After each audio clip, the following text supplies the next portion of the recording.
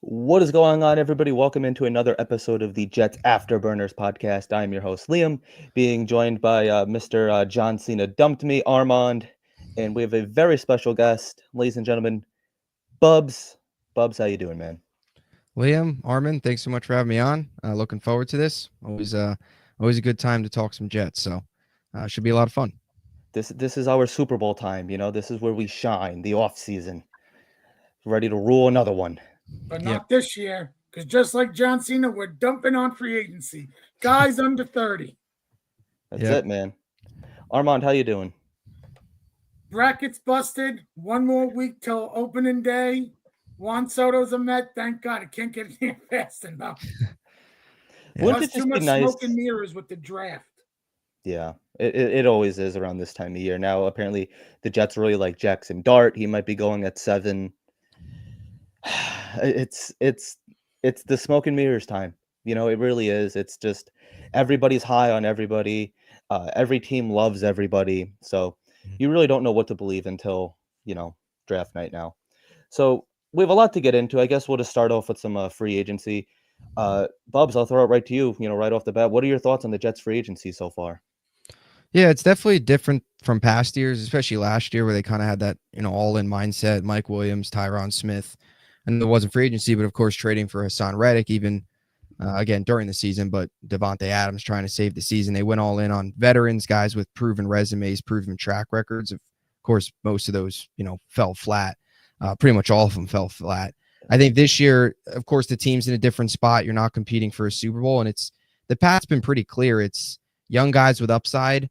And I don't love it. I like the Fields move. I like bringing back Sherwood. Those were the two first moves I think a lot of people liked. I also like Andre Sisco. I think he's got some, potential, and he adds to a safety room that was, of course, very depleted.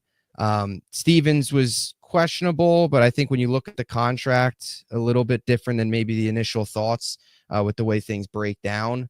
But even him, though, a guy that coming off of a rough season, I think Aaron Glenn's kind of looking into, he played corner, bring in a corner. He could potentially, turn him into something. I think that's been the biggest thing is just low risk moves, high reward, high ceiling for some of these guys, depth pieces that can come into the system offensively, defensively, and potentially develop. A lot of the cheap 1-year contracts, Josh Myers, Stone Smart, Rashad Weaver was a 1-year deal.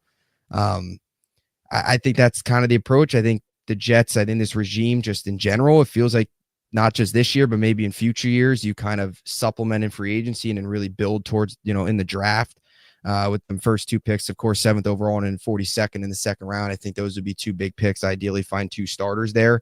And now 2 with the nice Geno Smith trade update where you now bump up to 73 in the 3rd round, which was a surprise. Ideally, you could find 2 to 3 starters there. To bring in his roster because there's still a lot of holes. I would have liked to see them do a little bit more at receiver. Tyler Johnson, I think, has wide receiver 3 upside, but you need a lot more than just Tyler Johnson and Malachi Corley behind, Garrett Wilson. And you still need a tight end. I think Stone Smart, from a receiving perspective, has some upside, but not much of a blocker. And I think we all be pretty putting on the green goggles if we think that Stone Smart's going to turn into anything here. So it's been all right. I don't love it. I don't hate it. I think it's their first free agency, see what they do in the draft, and then really go from there. Well, that was kind of like Joe Douglas's approach at first, just kind of supplement in the draft and then, really hit it. Supplement in free agency and really hit it in the draft. But it seems like with him, with his, like that whole regime, it was kind of older guys in free agency. I do like that we're going young. I think that is a really good approach. It's really, like you said, it's really just a lot of low risk, high reward kind of guys. If it doesn't pan out, it doesn't look like Muji really backed himself into a corner. It seems like he has outs. It seems like every year, roughly is like a 2-year deal or so. Yeah. You give one guy, 1 year to get acclimated into the system, and into like the second year, let's see what you can do, once the system's already established. Armand, what are you thinking? It's like a reset. Now, my question would be, if this was your plan all along with free agency, why not just take the big, massive cap hit with Rodgers at $49 million this year instead of post June 1st and splitting it into 2? I know next year would be what, 15 million in the dead cap, or is it, and there's more this year, or is it more next year? I think it's more next year. I'm not sure though. I don't have it pulled up in front of me. It's split, but I'm kind of with you. I would have personally just took it this year.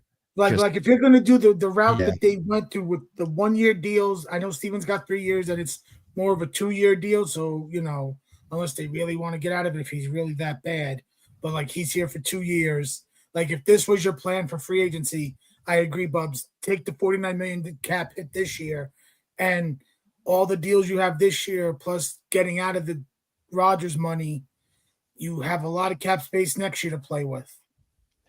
That's kind of the boat I'm in too. And then because it just handcuffs you for like next year. And obviously, well, according to Aaron Glenn, the goal is to win this year. But if they're going to have a down year, this is the year it's kind of acceptable. A first-time head coach, first-time general manager, bringing in a lot of new guys, new system, new coordinators.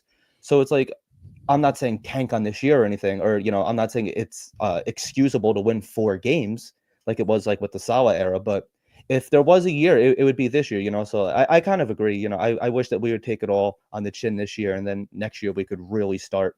But with that being said, it kind of makes me wonder, are they going to be going for like some big splash signing? If they were, I thought that they would have done that by now. Free agency is pretty underway by now. What do you guys think?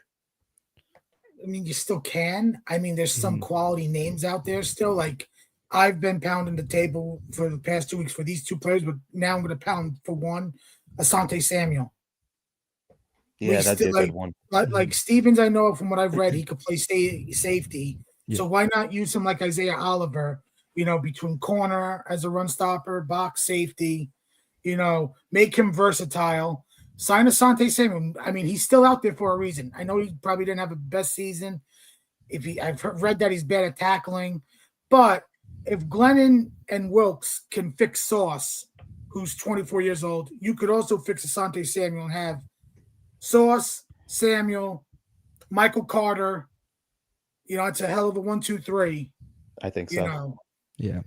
And give him most of the money. Give him a 1 year deal. If he wants it to be 2, give it 2, but let it be out like you could get out of it in 1. Right. And if he has a big season, he could get the bag. You could re-sign him. He's still within the age range that you've been going for. The other person I was clamoring for is for wide receiver 2, 30 years old, but Amari Cooper. Like, I don't see any other teams going for him right now. And yes, I can make the case in point.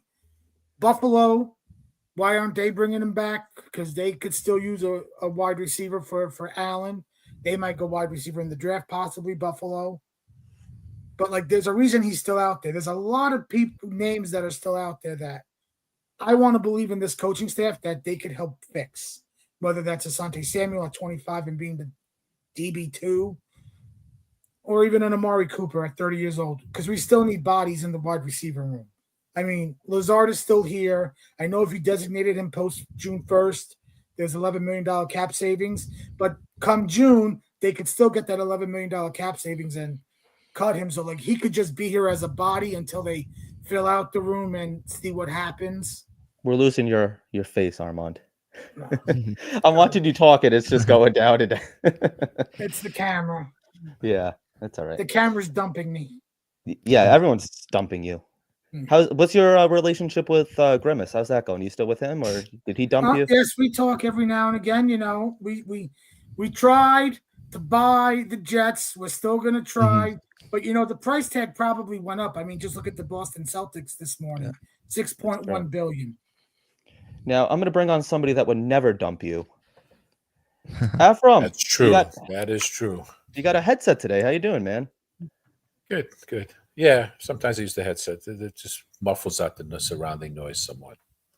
The dog. Yeah. The dog. Nah, he's with my son, but he's supposed to be. But how you guys doing? Hi, good, Bubbs.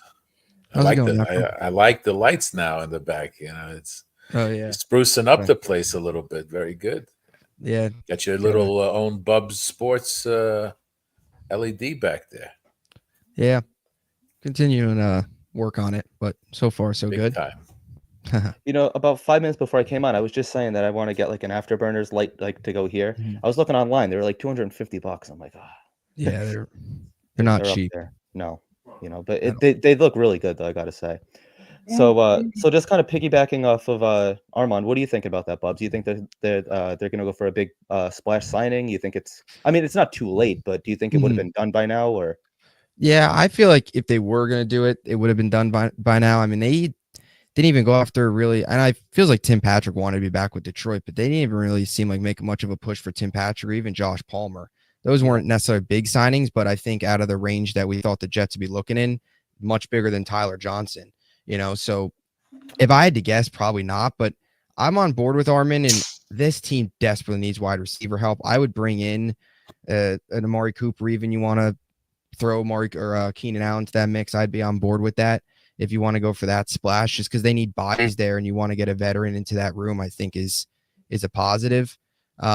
But they didn't even go after like Le'Veon Zurike, Hufanga, who went to the Denver with the Wilkes connection. I thought might come here at safety. They didn't even do that. So I know they brought in Cisco, but I personally no, but I would be on board with if they would to do something, another receiver, because it's so depleted. And you also, not just for Garrett's sake to build around him so he's not all the attention, but for Justin Fields as well. The best way to benefit him as a passer is to continue to get him more weapons. Because they're going to be a run first team, but you're going to have to throw at certain points. This isn't a league where you can just win by running. You're going to need to throw at some point. So I would like to see that. Afram, what are your thoughts on the Jets free agency so far? Well, I mean, they're sticking with the young guys, like Armand said, 1-year contracts. They probably look at some of these guys that fit what they want to do, perhaps, and they can work with them. I don't see them going for older guys, and quite frankly, I don't even know if they've reached out to these guys, to their agents, and the agents are probably telling them he's looking for a team that's ready to win now, so don't bother. And we don't know what their price tag is either. It's a good point too. Because they're mercenaries at this point. Right. So do you see them? I'm sorry. No, I'm just saying they look at the Jets as a rebuilding team. Why go there? I don't need to rebuild. I'm 30 years old, 31. I paid my dues. I'm going to go play with a team that's ready. I can fit in, and if I come in as a backup or I come in 3 plays a game, at least I'm contributing. But if we win, if the team wins, I win. I finally get to achieve what I want to achieve as a player. Right. Do you think that they're going to be going for any big splash signings in free agency? They would have done it already, I think. That's what I think too. I think their big splash signing was Justin Fields. Yeah.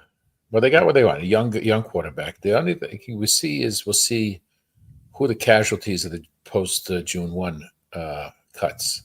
Right. That could also make a big deal, because then you get them into somewhat cheaper. You can cut players, like Armand said, that at post 1, now you can collect more money. You can't do nothing post 1 money except for 2 players, and they did that with Rodgers and CJ Mosley. Right. So you'll get more money that way. How much more? Is it enough? I mean, like I mentioned this last time on the other show. You do so many now, you can't keep track of the names. No, it's just you and that's when the salary cap went up. Guess what? It just opened the door for these guys to say, now I can ask for more money now because they have it. Right. So now you've got a quarterback just got $30 million. Right. Ooh, right. So who's the next? What's the trend? What's the next trend? What play? It changes every year. What position now is the more important now? We could see running back come back. I would like to see that come back. Yeah. And I think it should. I mean, Derrick Henry had a really good year. Look what Saquon just did. Now, I'm not going to sit here and compare Brees to those guys, at least not yet. No. But it's kind of crazy to me that that's such like an undervalued position. Used to be a top position. Yeah. Yeah. And the Jets, we've had a lot of success overall, Curtis Martin, and a couple other guys after that. Sean Green, LaDainian Tomlinson, Thomas Jones, Bilal Powell. No, we've did well with running backs. I think so. But it's the quarterback we haven't been able to solidify. Our own quarterback. We usually grab somebody. And let's right now we don't know because we don't know what this coaching staff is capable of doing. Right.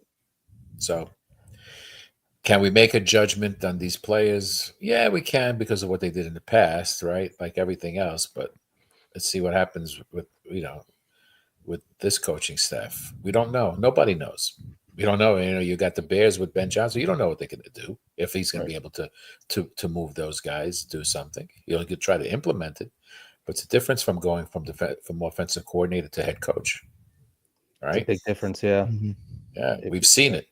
Yeah. Some guys can, some guys can't. Some just focus on one thing and hope, that the opposite part of the spectrum is handled by the coach. That's the defensive or offensive coordinator, depending what they are as a head coach. So it's really it's too early until we start seeing some instance of a real football team put together. So I mean, like I said, they're getting guys. They're picking these guys. We don't know really why they picked them, but maybe in their scheme they have it that they can do something with them. Yeah, you would think so. Just by looking everyone's face, you didn't know why they got this guy and why they got this guy, why they spend money on that guy from the Ravens, who basically was giving up more yardage than anything else as a corner. But yeah, I think 906 yards it was. I was like, But it's also how they're going to use them. Yeah, maybe like a rotationary kind of piece. I want to see more Stiggers personally. Yeah. They might be heavy on the blitz. That makes he'll be able to have more chances at just going after the ball. So it's like I said, it's just really too early to tell because we don't know what these guys are going to do with this team.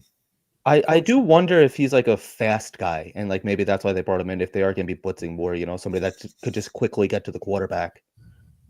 He's good against the run, from what I read. So yeah, and I was thinking they were gonna put him convert him to a safety because that would be a better position for him. I would think if he's good against the run. Would you guys want Will Johnson at 7? I don't want defense at 7. I don't either. I would rather trade down.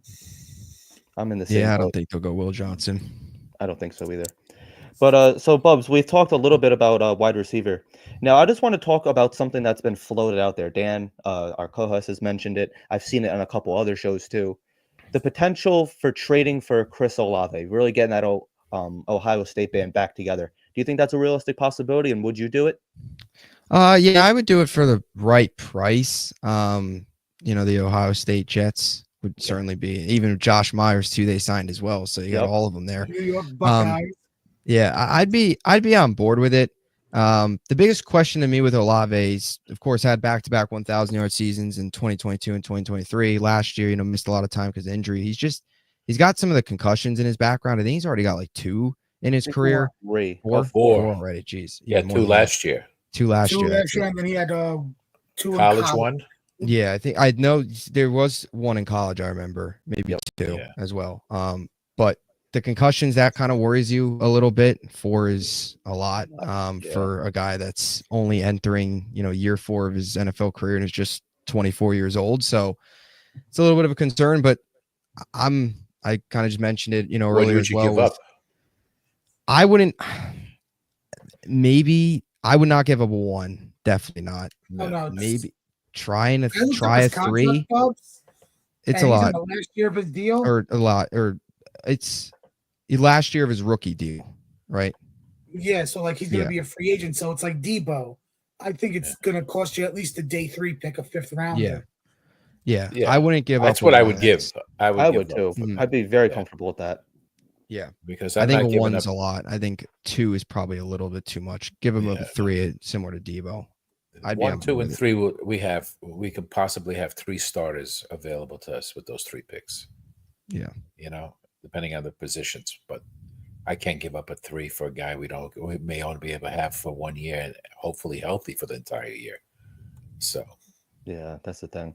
Now, do you see a world that maybe we keep Allen Lazard? It seems unlikely, and it doesn't seem very popular amongst Jets fans. But I mean, I'm not 100% against it. Like, if the Jets said that they were Yeah. hanging on to Alan Lazard, I wouldn't be pissed. I mean, like, I wouldn't be like, like, oh, here we go. Now we're gonna go compete because it seems like only Aaron Rodgers could get the most out of him. But if he could Well, find a way to be, hopefully, if he could find a way to just to be serviceable, I think ho- 500 hopefully, yards. wherever if Rogers lands, he tells them, I want my guy," and then the Jets make a trade, and they trade Lazard to that team. That would be probably the best case scenario. You I know, mean, Yeah. the Jets did give him permission to seek a trade. I don't know who the hell's going to That's trade it. for him, Yeah. but Anybody that takes Rodgers Yeah. and gives Rodgers power. well, it's Yeah. not going to be But that Minnesota. trade probably wouldn't happen until June because they would, to get that $11 million cap space. Yeah. I think the same thing. I don't think Lazard's back personally. Nor do I want him back. You saw him last year or 2 years ago, rather, now with the Rodgers injury. He quit. I mean, the soccer ball at practice every day. He's not much with Rodgers with the Jets last year, and he was nothing without him. I think you've got to move on. I mean, even Salah in 2023, he was like, "Oh, we got him for 2 more years, or we got him for next year as well." I think even they knew they were going to probably move on. I think it's just the placeholder right now. Let them seek a trade. Maybe they're waiting on where Rodgers goes, and if they can get something for him. But I think you ultimately move on and then address that in the draft, or go make a trade for Olave. They gotta get creative with wide receiver because they didn't do much of free agency, of course, at that position. That's what I would do personally.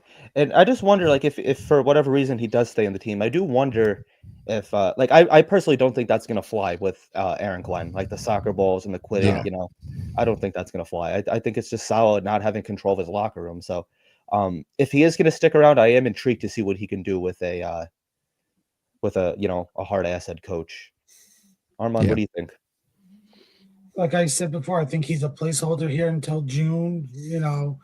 Obviously, I haven't brought up, we'll see where Rodgers goes, if it's Pittsburgh, if it's to the Giants. But, like, I think anything with Lazard is not happening until June. Right. So they could get that 11 million cap space. That's why they chose Mosley over Lazard for the second place designation. Makes sense. Yeah, makes sense. Yeah. I don't know. I mean, another person that, like, really intrigues me too is Malachi Corley. I wonder if he could kind of have if you want to call it a bounce back year. I think he personally, like, really made the coaching staff upset, especially with that Halloween game where he dropped the ball, at the 1 yard line and then kind of act like he didn't care either. I think that kind of rubbed them the wrong way, which kind of, like, rubbed me the wrong way too. You're a rookie, I mean, Armand, every week we were texting back and forth, why isn't he active? Why isn't he active? They finally make him active, and this is what happens, so that kind of did rub me the wrong way. I do think that he could have a bounce back year. What are your expectations, if any, Bubbs, for Malachi Corley? Yeah, I don't have much. I'm kind of going in with low expectations. I would honestly say him and even Jordan Travis too are kind of in the same boat of Travis was, of course, day 3, but 2 guys that were drafted last year, didn't do much of anything. Travis didn't even practice. I don't think there's a guarantee either of them are even on the team. I don't think there's a guarantee Corley's on the team. Now, they need bodies.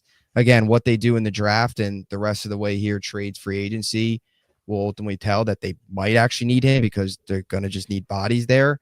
But I think it's going to be see what he does in camp, see what he does in the preseason, because it's a new regime and he did not show anything last year of substance other than dropping the ball before he crossed the end zone, which I still think is one of the dumbest things that a player could possibly do in the NFL. A lot of them. That's the thing. I'll never understand it, but he didn't do anything. He barely played. They should have played him a lot more. They didn't. The one time they did, he embarrassed himself on national TV. So I think he's got to prove himself, honestly. I don't think there's no guarantees on the roster. And if he is, then he's your gadget yak guy, hopefully. But I think at most you're probably looking at wide receiver 4, maybe wide receiver 3, but I just haven't seen enough.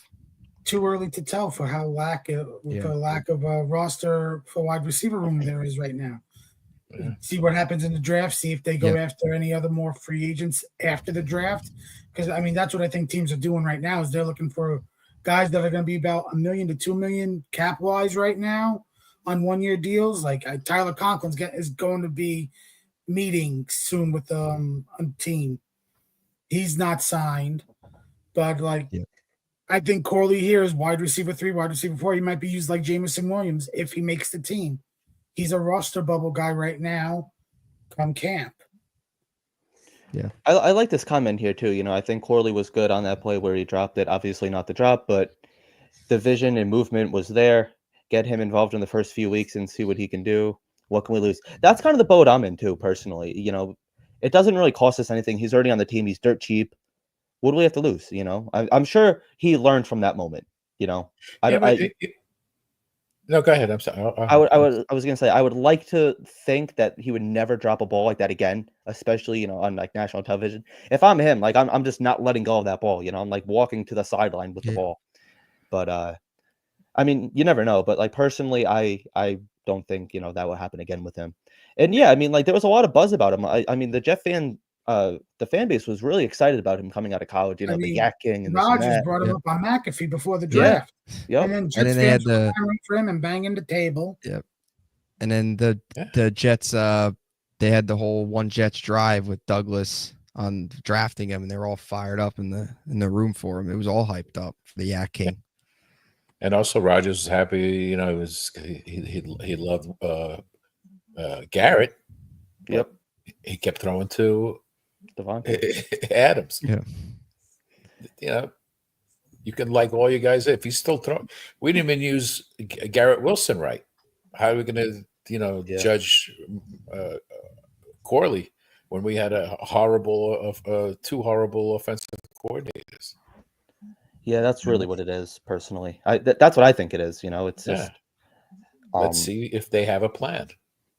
Like I said, we don't know. But I'm not gonna. I don't know about bounce back year because we didn't even see a year with him. So he was never used. So to me, this is his rookie year. With a thing. We'll see, guys. I mean, there's other players that this coaching staff we have was horrendous. So players that we thought was shit could end up be playing so much better with a good. They might see a good coaching staff here, say that they say these guys know what they're doing and actually respond to it. So the team could turn around, with a new attitude, So we really see that like all around the league. We see how many times do we see like a Jets player, like look at like Ty Johnson. He was nothing on the Jets. He goes to the Bills and he's like a featured player. So why not just bring the coach here? So maybe it could turn around. I like this comment here too from Matthew. We're going to be a run heavy offense. Maybe we could use, maybe we get him in like some like touch passes or some, some role like that. Do reverse. Yeah, that too. He's got speed. And he slowed the ball so he could do some wide receiver pass for, like how Detroit uses Jamison. Yeah. Yeah. That's true too. I think one of the biggest things too, and why I think so many of us are maybe, I guess, more skeptical is just the history of the Jets and middle round receivers. It's just ugly, especially the Douglas era too, right? With, Mims and Elijah Moore. So I think that was maybe the coaching. It's how they used them. Because when Mims was in there, he was taking those passes. He was wide open on passes. He was able to leap and catch, and then they stopped using him. Yeah, And then when it comes to a point, sometimes the player just says, "What am I doing here?" And it basically this past coaching staff had to be instant gratification with the players. It's not like they developed. To be honest, they only developed defensive players, right? Yep. Because that's where the focus was. We had nobody to develop offensive players. And that's the sad part because there was some good picks that we thought was good, and then all of a sudden they fanned out, and That you're absolutely right. It really was just like you instantly had to be good. And then like not only that, and like their excuse, like if you weren't good, like I remember like with I think it was Elijah Moore. It might have been Denzel too. I think it was actually Denzel Mims, come to think about it. Where Salah was saying, well, he needs to learn how to play, multiple positions and this and that. I didn't like that. Why? Right. It was just a piss poor excuse to not play him. Yes, absolutely. And that's the thing. He was a big body too. Like like when I hear Denzel Mims, the play that stands out to me is against the Chargers. I think it was 2020 with Sam. where he threw it up there and like he jumped like like a good 4 or 5 feet in the air and caught the ball and came down with it. And how that would be so big today. Like Garrett Wilson's not like super. I think was he like 6 foot? I think maybe 6'1" at most. 6'1". Yeah. So it would have been like really nice to like opposite of him, like have like an established guy that was already a couple of years in the league, hopefully. But like you said, they didn't develop anybody. But I don't. Is he even still in the league? I know he went to like Detroit for a little bit. I think he went to the Steelers. I don't even know if he's still in the league. I don't know. Yeah, All I know is our coaching staff, this past coaching staff, never catered to the strength of the player. Yeah, it was based on their scheme, and if it was their scheme, you should have drafted players you knew that would fit your scheme. Yeah. Oh, he's in the XFL or UFL. Yeah, I was gonna say. I thought I remember seeing. He's in the UFL, the St. Louis Battlehawks. He signed with them on October 15th of last year. I was gonna say. I thought I remember seeing him in the UFL at one point. I don't know if it was a signing or whatever. I think I remember seeing like a graphic or something of that. But and then he had the whole food poisoning thing in year 2? The bad salmon, yeah, the bad salmon. It's just, don't eat the salmon at One Jets Drive. He lost 20 pounds from that. That was that was so brutal. On his Wikipedia page, in June of 24, he was with the Jaguars, but then he got released August 25th. So then October, he went to the Battlehawks for the UFL. It's probably a better role for him. I'm sure he's a really good player there. I didn't even know he went to the Jaguars. It's got to be probably almost 25, I'd say. He's 27. Oh, wow. Yeah. Because he's got the Anthony Beck coaches the Battlehawks, right? I believe. I think so. So I think so. Jets connection there. Honestly, don't pull up this comment here. Honestly, don't care about us having bad mid-round wide receivers. It's a trend, and trends are made to be broken. That's I mean, that's a positive way to look at it. Hopefully, it's just yes, you're right, Bubbs. Beck is the head coach. Yeah, I know that they changed so much in that league, though. Yeah, I mean, it's like every year I feel like it's a new coach and a new roster. Obviously, it's not just spring football.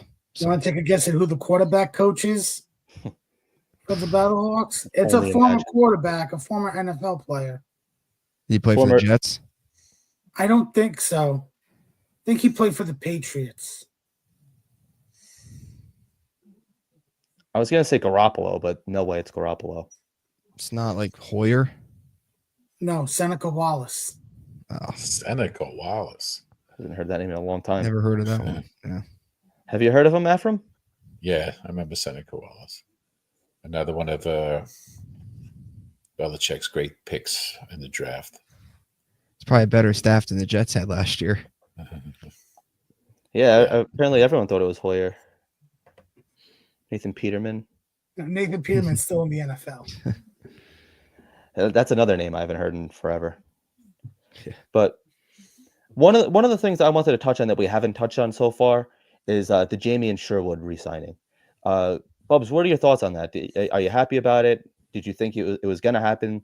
There was a lot of rumors that who's possibly going to the 49ers with Saleh.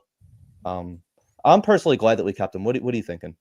Yeah, I like it a lot. And I'm on board with you too. I thought he was going to either go to San Fran or potentially Atlanta with Ulbrich. It's a good signing now, right? Lock up one of your own.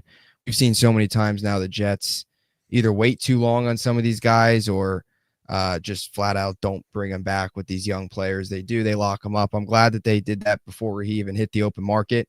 The linebacker market was kind of shaped out after the Nick Bolton contract, and Glenn and Muji got to work. So it's a good move, really good move. You move on for Mosey as well. We kind of knew that we were heading in this, direction of Sherwood, Quincy being like the future, and Mosley eventually, kind of, I guess, sailing off in a way, moving on from him.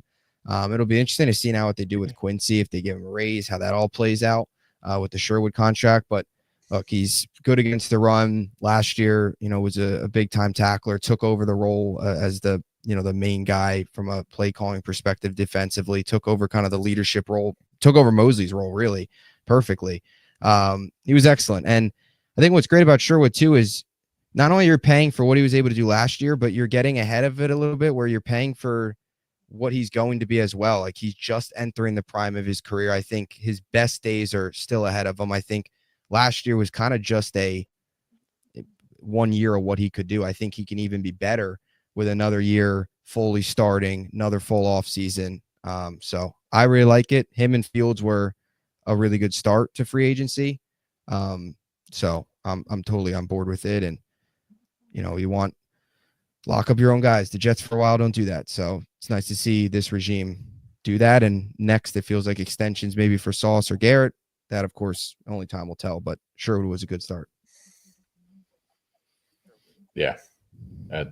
You got to sign some of your own players because otherwise no one wants to stay. Cracky. What was that? Probably Yeah, that's the a good best- point too. The best Go player ahead. that they developed from the draft, the old regime. And Yep. Quincy coming through waivers is the best defensive. Basically, our two linebackers are best developed players from the old regime. Just one through the draft and one through waivers. Yeah. I'm gonna restart it on my end. Sorry, I'm hearing a lot of crackling in here now. I don't know. Oh wait, yeah, hold on. Give me 1 second. If you guys want to keep talking, hold on. I'll also say this about Sherwood, about the other regime. They were, I mean, we talked about a lot, their ability to find, defensive talent. Even, JFM was somebody that they, picked up off the strap heap, but to convert him from safety into linebacker for a 5th round pick was impressive. Led the league in solo tackles. That was, credit to them. And then credit to Muji and Glenn getting it done, obviously, like you were mentioning, Armin. It's a little bit better now. Yeah, I don't know what was going on. My headphones were all like crackly all of a sudden. So anyway, Bubbs, do you think that we overpaid for him? Like a lot of times people are saying between 8 and 10, and then what do you get? 15, I think it was. Yeah, 3 for 45. Yeah, That was the going rate. I think so. Because he got signed right after Bolton. Bolton, think if Bolton doesn't resign, I could have seen Muji and them going after Nick Bolton, and then in free Sherwood walk. and Sherwood testing the market and see if they didn't get Bolton in free agency and Sherwood got something. I wonder if they would have matched it. Yeah. Bolton kind of set the market, and then a couple hours later, before that Sunday, they got it done. So I think it's the right price, and I think he's only going to get better too, which is big, obviously. I think so too. Ephraim, were you happy with the money, or did you think that we were gonna? Do you think we? No. You're always going to pay a little extra during free agency, so there's no. I don't worry about that. I thought we paid too much for. I didn't think Fields was going to get that much. So. Yeah. That's a good point too. Yeah, 30 million guaranteed is a little steep for him, but I mean, I'm happy. I like the move. But when you're the best quarterback in the thin market, exactly, and 27 years old, and you have so many teams that need a quarterback, and a lot of their experts, a lot of their scouts says this quarterback class ain't great. And my defense on that is that, my defense, Bubbs, is the 2017 class. Yep. Mahomes, Watson, they were like as much as Watson is a bust now for Cleveland, he was a hit for the Texans. Yeah. So and Trubisky was the 3rd quarterback taken in that 1st round class. And everybody said the 2018 class was the class to go for. Yeah. That's why we took Jamal Adams and Sam Darnold. And I agree with you. I agree on you with that too. Like, you look at next year's class, not saying this year's class is going to be great, but I think some people maybe to do a little bit more deep digging into you just never know. Yeah. And we're also looking at Manning, of course, the top one, but Carson Beck, who knows? We'll see what he does at Miami. Garrett Nussmeier, to me, doesn't move the needle much, but we'll see again another year at LSU. Drew Aller, I do like. Got to be more consistent though. But even like Cade Klubnik, those type of, I don't know. Right now it doesn't look great. Of course, another year, but it's all projections right now too. I actually agree with you on that. I think and the two quarterbacks that were success in 2018 were the ones that everybody doubted. Everybody doubted Josh Allen, and everybody doubted Lamar Jackson. And I remember one famous person said Lamar should move to wide receiver. And hence now we're here years later Lamar Jackson has 2 MVPs as a quarterback. I totally Comes agree down with to that. coaching. Comes down to coaching. And Yeah. remember Okay. the whole suck for Sam and everything else too. Yeah. I mean, I guess like Baker, I mean, it took him a while, but he finally did turn it around, you know. I think we would all sign up for Baker Mayfield right now, personally. We'd probably Yeah. all sign up for Sam Darnold too. Yeah. No, You I know, it's wouldn't. just all right. Sorry. Not everybody would. Most people would. Let's see I what just- he does in Seattle. I mean, outside of Yeah. JSN and the 2 Yeah. running backs there, like, do you expect him to do what he did in Minnesota? I don't. Seattle's not going to have that type of weaponry. Like, they're not going to let's have see. a Justin Jefferson and a Jordan Addison there and a Hawkinson there. Yeah. At tight end. We'll see what the thing is. Does he continue to do move the ball, regardless if it's only 10 yards, 20 yards? If you see some leadership on as a quarterback there, then you can see that he has developed and he's starting to become a quarterback. Yeah, yes, it's great when you have that type of talent, but now he's got to lead the field at that point. I mean, one contract that is. Look at what came out about that contract. It's basically a 1-year deal. Like, that should tell you what Seattle really thinks of him too. Yeah. Well, they're taking a chance. We have So he's got to prove himself. We have a comment from one of our own. Instead of being on the screen, he's in the comment section. We better start signing some legit wide receivers. Shaking my head. My personal Madden 18 Jets roster has more weapons: Michael Sam, Garrett Wilson, Lizzo, and Jeffrey Dahmer. Now that's a dream team right there. You know, that's the definition of going all in. It's not Aaron Rodgers and Devontae and all these guys. You want some real quality. You get yourself some Lizzo and some Jeffrey Dahmer. You know, and see, like the fascinating thing about Dan's wide receiver 3 is she could play both wide receiver and offensive and defensive lineman. So you're getting a real versatile player there. Find the solution next to Quinnen. Yes. Plug in the holes. That's for sure. Multiple holes. Can someone explain to me Stingley's contract? How do you give a guy $90 million a year and you guarantee 89 of it? Oh, this is a good point too. What's the 1 million? What are they doing with the 1 million savings? That's just you follow me? It's you're gonna give him the whole 90 million at that point. I don't get that one. Was it 1 million savings? Stingley got $90 million, but 89 of it is guaranteed. So, like, Atom's question is, why not just make it a fully guaranteed 90 what are you doing with the 1 million? You always got to have an out. You always got to have an out. I don't know. Maybe they just don't believe in fully guaranteed contracts. That's it. Yeah. It's ridiculous. It is ridiculous. Now, what does this mean for Sauce? Thank you, Scott. Scott put the answer. The 89 includes what was previously guaranteed. Oh. Still making 90 million. Yeah.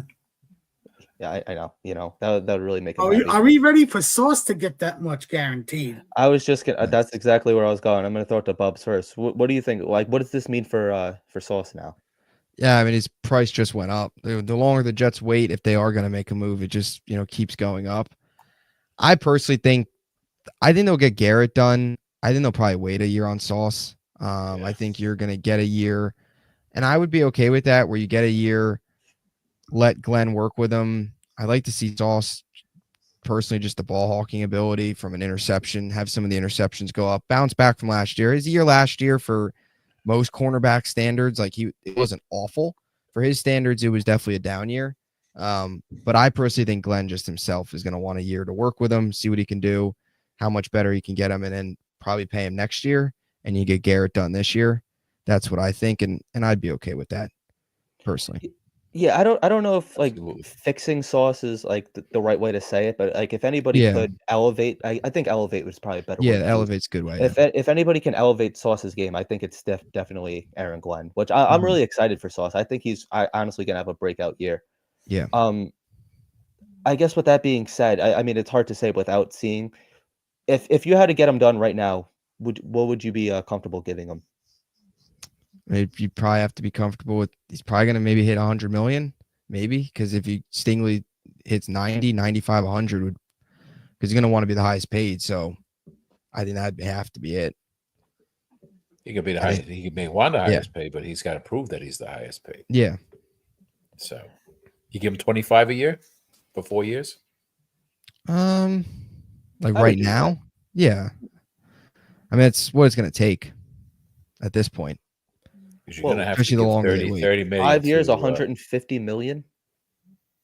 How much of that 150 is guaranteed? 100, 149. 120, 115, like, you know.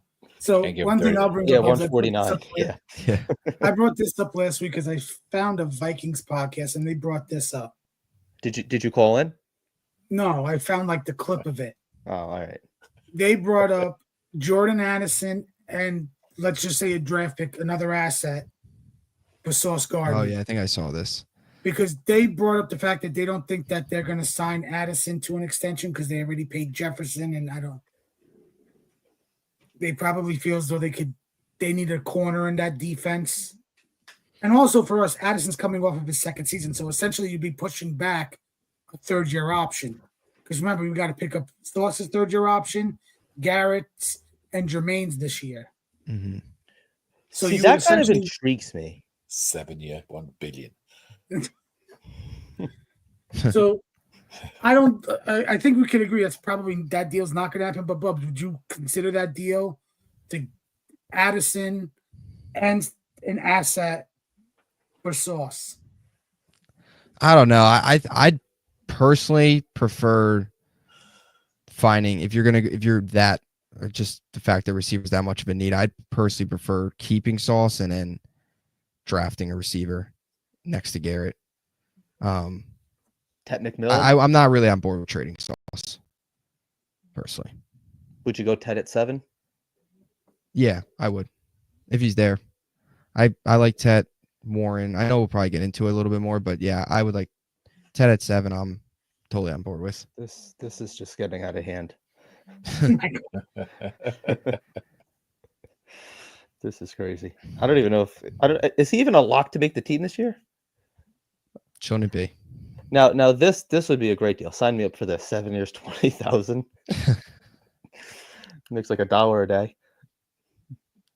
We really can't say if Clemens is going to get cut or not, because I'm sure with a different coaching, a different defensive coordinator, they may find play him differently. May tell him to not. He may be losing weight when he was faster instead of being a defensive tackle. They may put him in a different Back at situation. defensive end. Yeah, But they also you need camp bodies. Like you cut Yeah. Clemens, like you cut Clemens now. Where are you feeling that? Are you feeling that with another young guy from free agency, or are you feeling that with the draft? And what round are you filling Clemens' spot?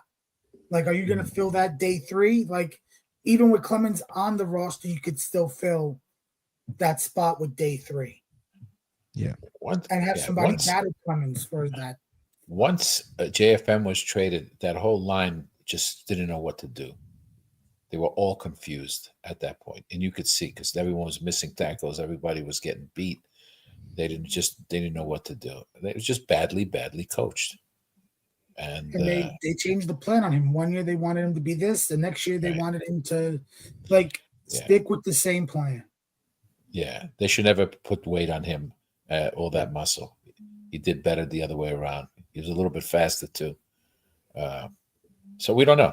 We don't know even how they're going to use these other guys. Who makes the team? Watts. What was the other guy? There's Taylor Yeah. Taylor. and Taylor. is it McGregor? McGregor. Yeah, Braden McGregor. McGregor. Yeah. Yeah. Mozzarella sauce cans. It's all. I mean, it's yeah, if all you that could red get- meat you're eating, Dad. Yeah, make him go a little cuckoo. But I mean, that is like a really good point. Like that was like one of Salah's downfalls too. Everybody had to know every position. Everybody had to play multiple positions. Everybody had to gain weight. This guy had to lose weight. You know, it's just like, why draft a guy if you're gonna have him do everything? Like, why don't you just draft a guy specifically for Put one? the position? right guys in position. Look what they did with AD2. play their strengths.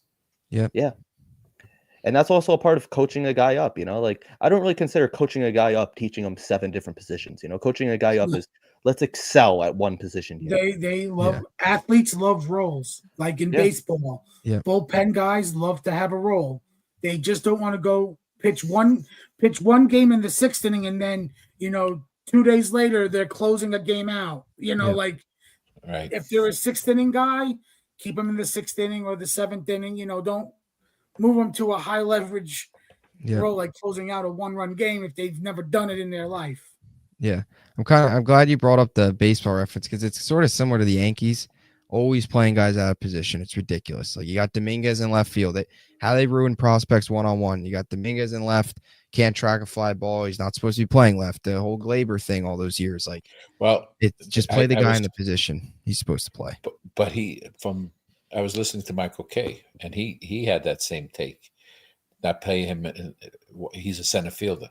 Yep. He talked to a scout. He says he's just as bad in center field as he is in left field. Yeah, So defensively is not his strength. No. So put him in a position, put him in the outfield where it's the least. You put the best player in center field, which is going to be the Judge or a Bellinger. It's Bellinger. So, They're keeping Judge in right. I mean, Right. Judge is getting perfect. up their age. Yeah. You got to keep less ground for him to cover. So hopefully he might can be the only develop. power threat for the Yankees lineup. With Trent Stanton, this season's over as far as I'm concerned. It's terrible. Terrible spring training.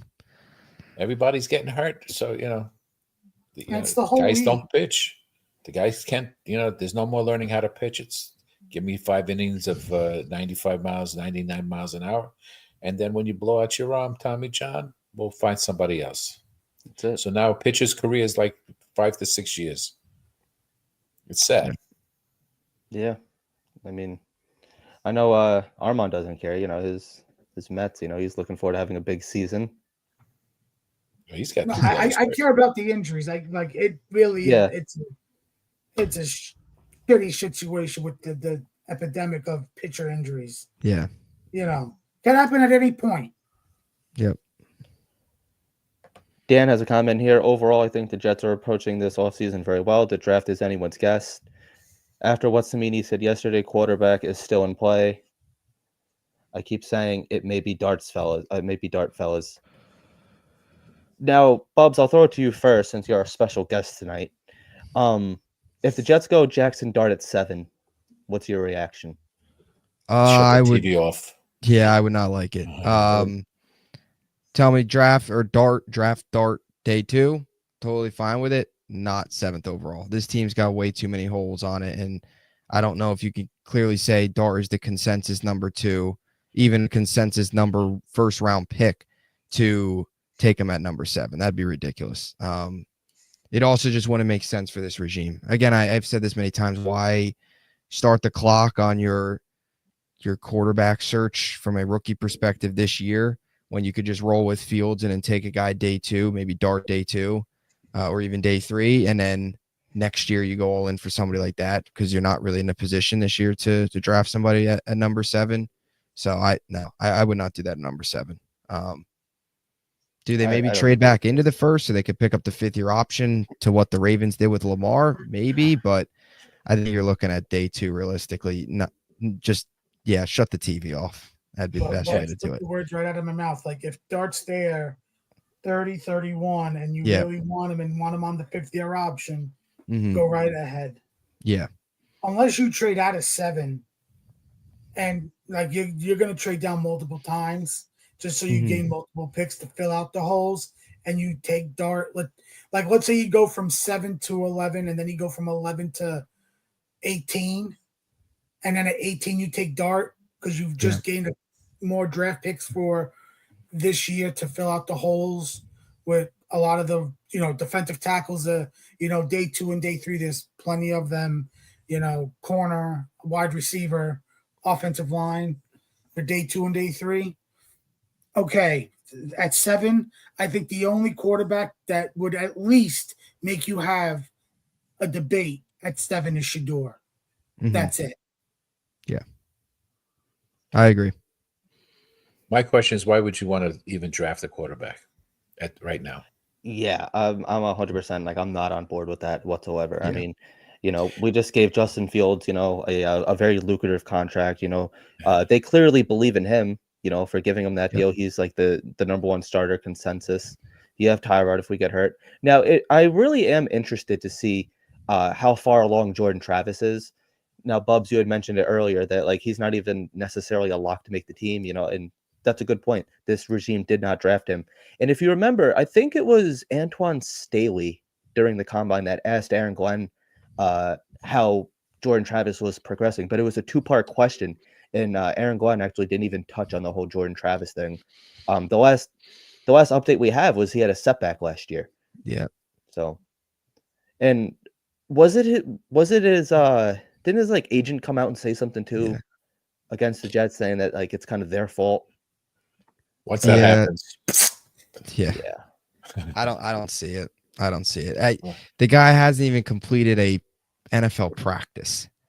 I mean, then you got to get the preseason games. Then you got to and if you draft a quarterback, Fields, Tyrod, rookie, Travis, that's just not enough room. My thinking is if you pick a quarterback, you're gonna look to develop him, right? Yep. So why not develop the young quarterback you have now? I think it's just different regime. But they just got their quarterback. This is their regime now. They're the ones who went after Fields. So develop Fields. He's still very young. Oh, he's got more experience. No, that's what I'm saying. Why get someone in the draft when you're going to have to develop that player, but you already got a quarterback that you should be developing instead of another quarterback. Yeah, and use those picks to fill in. You need an offensive. You need a right tackle. You need a wide receiver, and you need a defensive tackle. Right? Yeah. Okay. Yeah. So Fields, I agree with. I thought you were talking about Travis with developing him, but Fields. No. I think Travis is done. Yeah, I agree. I think Fields. You don't think he'll be on the team this year? If he's still injured, he'll probably be on there. If they bring in a rookie quarterback, whether draft or undrafted rookie quarterback, like that would be QB3 between him and Travis. As long as Travis's leg is healthy enough for him to be on the field. Yeah. Yeah. Sorry, Bubbs, what were you saying? No, yeah, I agree with that from him. I think you have Fields here. Ideally, he turns into, your future piece and kind of what Baker turned into with the Bucks or even last year. You don't have to worry about it. You just Minnesota. You just keep developing him and just keep bringing him weapons at that point. Yeah, and build around him because they have a lot of holes, and that's why I just think the whole idea too, like what Afram was saying, I think builds on a point too. Drafting him at 7 would just be crazy because then 42 you're gonna hopefully find a receiver there, or it's no. There's too many holes to be drafting a quarterback in this year's draft. And that's even like that's kind of like what I've been saying. It's roll with what you have. Excuse me, roll with what you have. If it doesn't work out, then like we're in a prime position next year to be drafting a quarterback. And in theory, sorry, Armand, but that draft class is going to be much better, And if you're not in position to be drafting a quarterback, then that means maybe Justin Field turns it around. And we've seen it all over the league, like we've seen it for years. I mean, it takes guys years, not everyone's a polished quarterback coming right out of the draft. We saw it here, Geno, Sam, even like what Baker we just mentioned.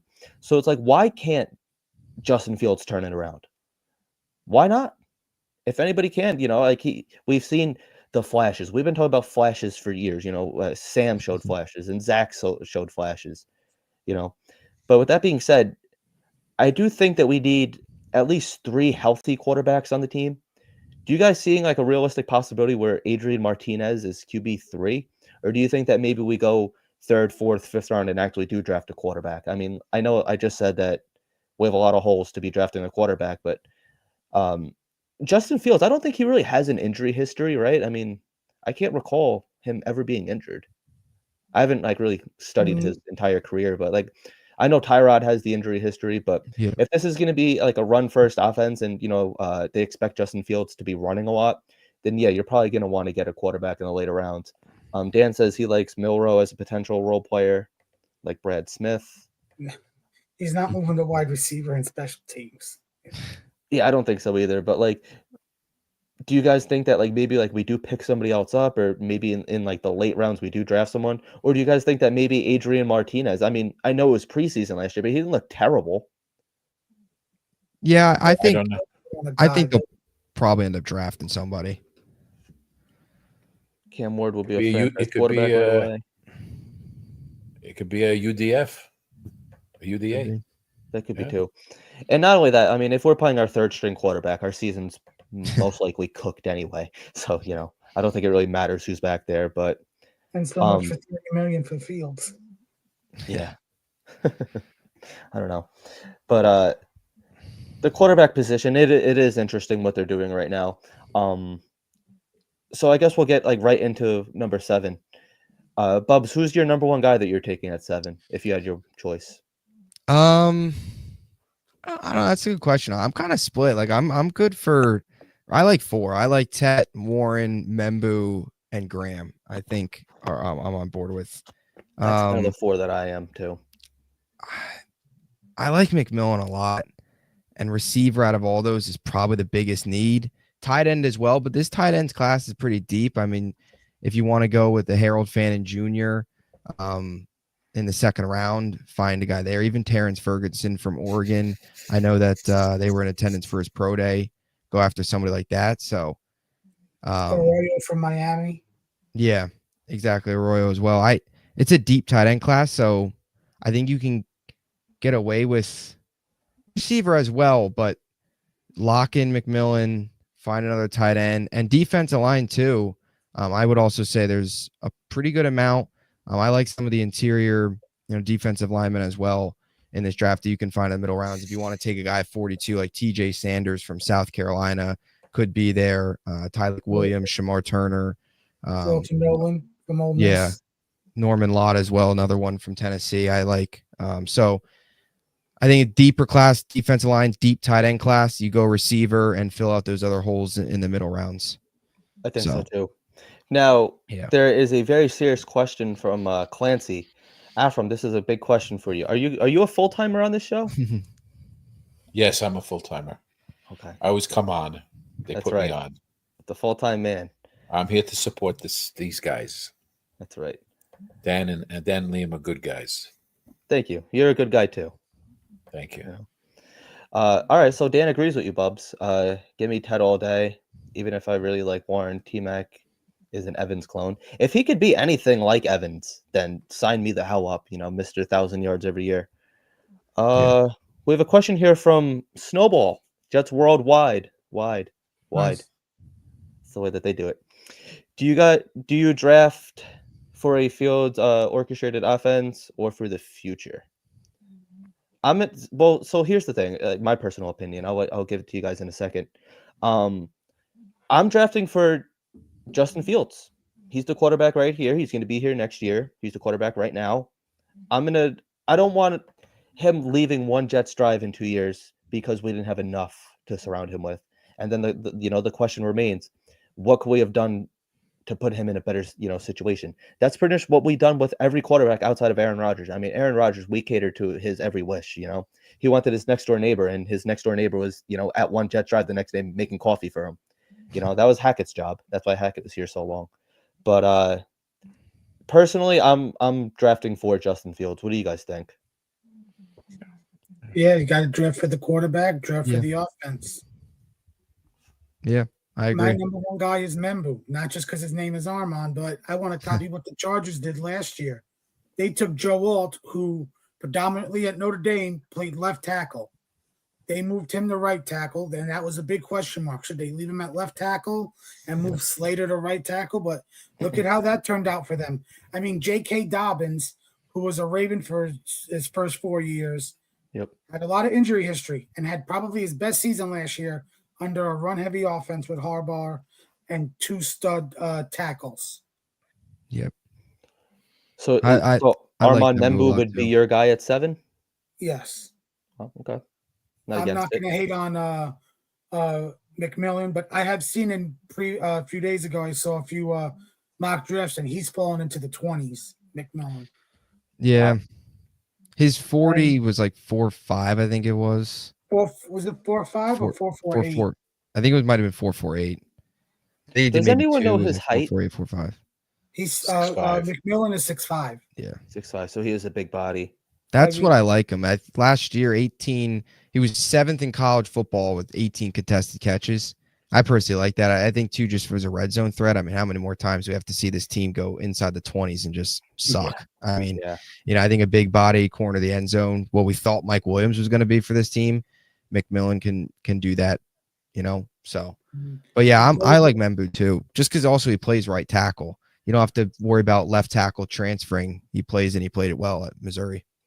Well, see, I believe it was Dan, and I have also seen this floated out there, moving Tittman to guard, putting Myers in at center, just or possibly even tackle. Are you for moving the offensive line around? Personally, I don't want to. I'd rather just draft a guy, in my personal opinion, than I don't want to be like moving AVT around and Tittman. Yes, Tittman can play guard, and he is tall. That is the thing. He is pretty tall for a center, but in my opinion, this is the best that the offensive line has been in years. Probably, going back to the DeBrickashaw, Ferguson, and Mangold days. I don't want to screw with it. I don't want to be bouncing AVT around like we did, his first couple of years. So I'm all on board with, Armand Membu. Afram, what are you doing at 7 if you had your choice? Well, I'm a Tyler Warren fan, but it all depends on how they look at Okafor. Is Okafor just a backup? He's always been a right tackle. They try to switch him over to left tackle. He didn't want to play left tackle, and that's why he left the Patriots. But if they feel that they want to solidify the line, then it's got to be Membo, right? But there's those three guys, Warren, Tech, and Membo, should be one of those three should be number 7. It's a tough decision, everyone complains about his 4.49, but you look at some former receivers, they were running 4.5 with no problem, and they're Hall of Famers, he's got this body size, and he's got that 6'5" body frame, that's what you want. You want contested balls because you want, they're going to be thrown in the air. They're not going to be throwing it right at him. He's gonna fight over good cornerbacks. So if he can out leap the cornerback, doesn't make a difference who's there, as long as he catches it. Yeah. Yeah, I don't really put a whole lot of stock into. No. What's the difference between 4.9 and 4.5? Right. Yeah. A millisecond. Yeah. Exactly. Yeah. Well, my own mind agrees with you, Afram. It's how you run the route and how you beat. It all comes down to that. It's not. You're not racing one-on-one with the defender. You're still running routes. I just think too, McMillan, I think too as well. Like he fits a lot of what this offense needs, right? The contested catch ability. Last year, he also had 12 deep catches, I believe it was, which was like 21st in the country. So top 25 there. Like this team needs to stretch the field a little bit more. They need a guy that can go up and catch the one-on-one ball and come down with it. I think he fits a lot of that for what this team's needs in the passing game. I think so too. I mean, so I guess this is kind of a funny comment here. Jerry Rice played in 1956. And also the free agency isn't over. We don't know what they're going to do before that. Yeah. That's true. I mean, and how tall is Chris Olave? Is he up there? I don't know his height offhand. I'll look it up. All right, so yeah, I mean, personally, like if we do walk away somehow with Chris Olave in the offseason, then I don't think we'd necessarily have to go wide receiver at 7. Another position that I did want to touch on while Armand's looking that up, Bubbs, is what are you doing with Conklin in the tight end position? Are you bringing Conklin back? I know currently right now he's not on the team.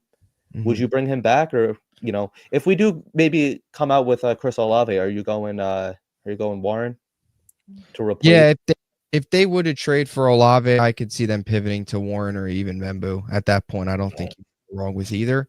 Those would be like my top 2 there. But yeah, in terms of Conklin, I would be on board with bringing him back. I don't know. At this point, it seems like maybe not, or maybe see what happens in the draft, and then depending on how they feel coming out of there, if he's still available, then get him back on a cheap contract. But I think this tight end class is pretty deep. Where even if they can't get Warren, there's Harold Fannin Jr. is just a receiving just phenomenal. Yeah. I mean, best receiving tight end really in many statistical categories last year out of Bowling Green, right? 1,500 yards was amazing. Do you go after him? Do you go after maybe a guy, even a Gunnar Helm, Colson Loveland? I know those guys might go even way earlier than just round 2, but how high are they on like a Jackson Hawes, who is a run blocking demon? Concussions don't shrink you, Dan. Apparently they do. I mean, I trust, Okay. So Dan has experience in the medical field, so I do trust his opinion wholeheartedly. So What's up? on Wikipedia, it says Olave is 6 foot 3 8 inches. Okay, so 6'3", 6 foot. 6 foot, basically. He's 63 and 8 inches. Yeah. Sign me up. Warren with this scheme with the running is intriguing because he can block for you. Yeah, you can do both. And still catch. He can do both. I like that he has an attitude. Yeah. Has he's a competitor. has anyone seen this? I mean, Scott has a comment, called Ted. Okay. A combination of Mike Williams and Nico Collins. I mean, sign me the hell up for that. I haven't seen that comparison anywhere. But if it is true, I'd be all on board with that. If he could end up being Totally. Yeah. Absolutely. All right. Yeah, so personally, if we do walk away, I don't think Olave is coming here, truthfully. But if he is coming here, I think that kind of puts us out at wide receiver at 7. Afram, what are your thoughts on the tight end position? Would you bring Conklin back? And if we do bring Conklin back, does that affect maybe Tyler Warren at 7? Yeah, most likely, because he's more of a blocking pass catcher. But how much you getting him for? What did you pay him last year? What was he, like 3 million, 4 million, or more than that? I personally don't know offhand. I'd have to look it up. Conklin? Armand, are you looking that up, or? I will look at Conklin right now. I think it was it was like 3 for 20. I think they signed him in 22, right? So that's 6 and change. So Then. about like 6 and a half. 6 does seem like it. So he signed for 3 for 20 million.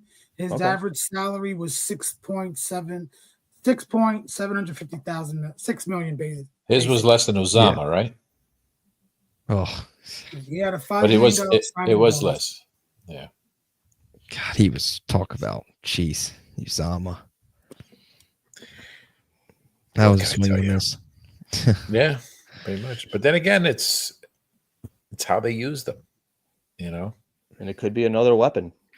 And a lot of people do like Tyler Warren's attitude, he puts the team on his back and let's go out and score the touchdown. I think that's so important, you need those culture guys. And that's what it is, to be an instant culture guy. And that seems like somebody that would fit Aaron Glenn's, culture, a hard-nosed guy, take no prisoners attitude. I'd be all on board for that. Armand, would that affect, if we do bring back Conklin, does that affect possibly Tyler Warren at 7? I think it does, but it doesn't affect the tight end class, Friday night, Saturday, day 2, day 3. I mean, look at where Glenn came from. Detroit took Sam Laporta in the 2nd round.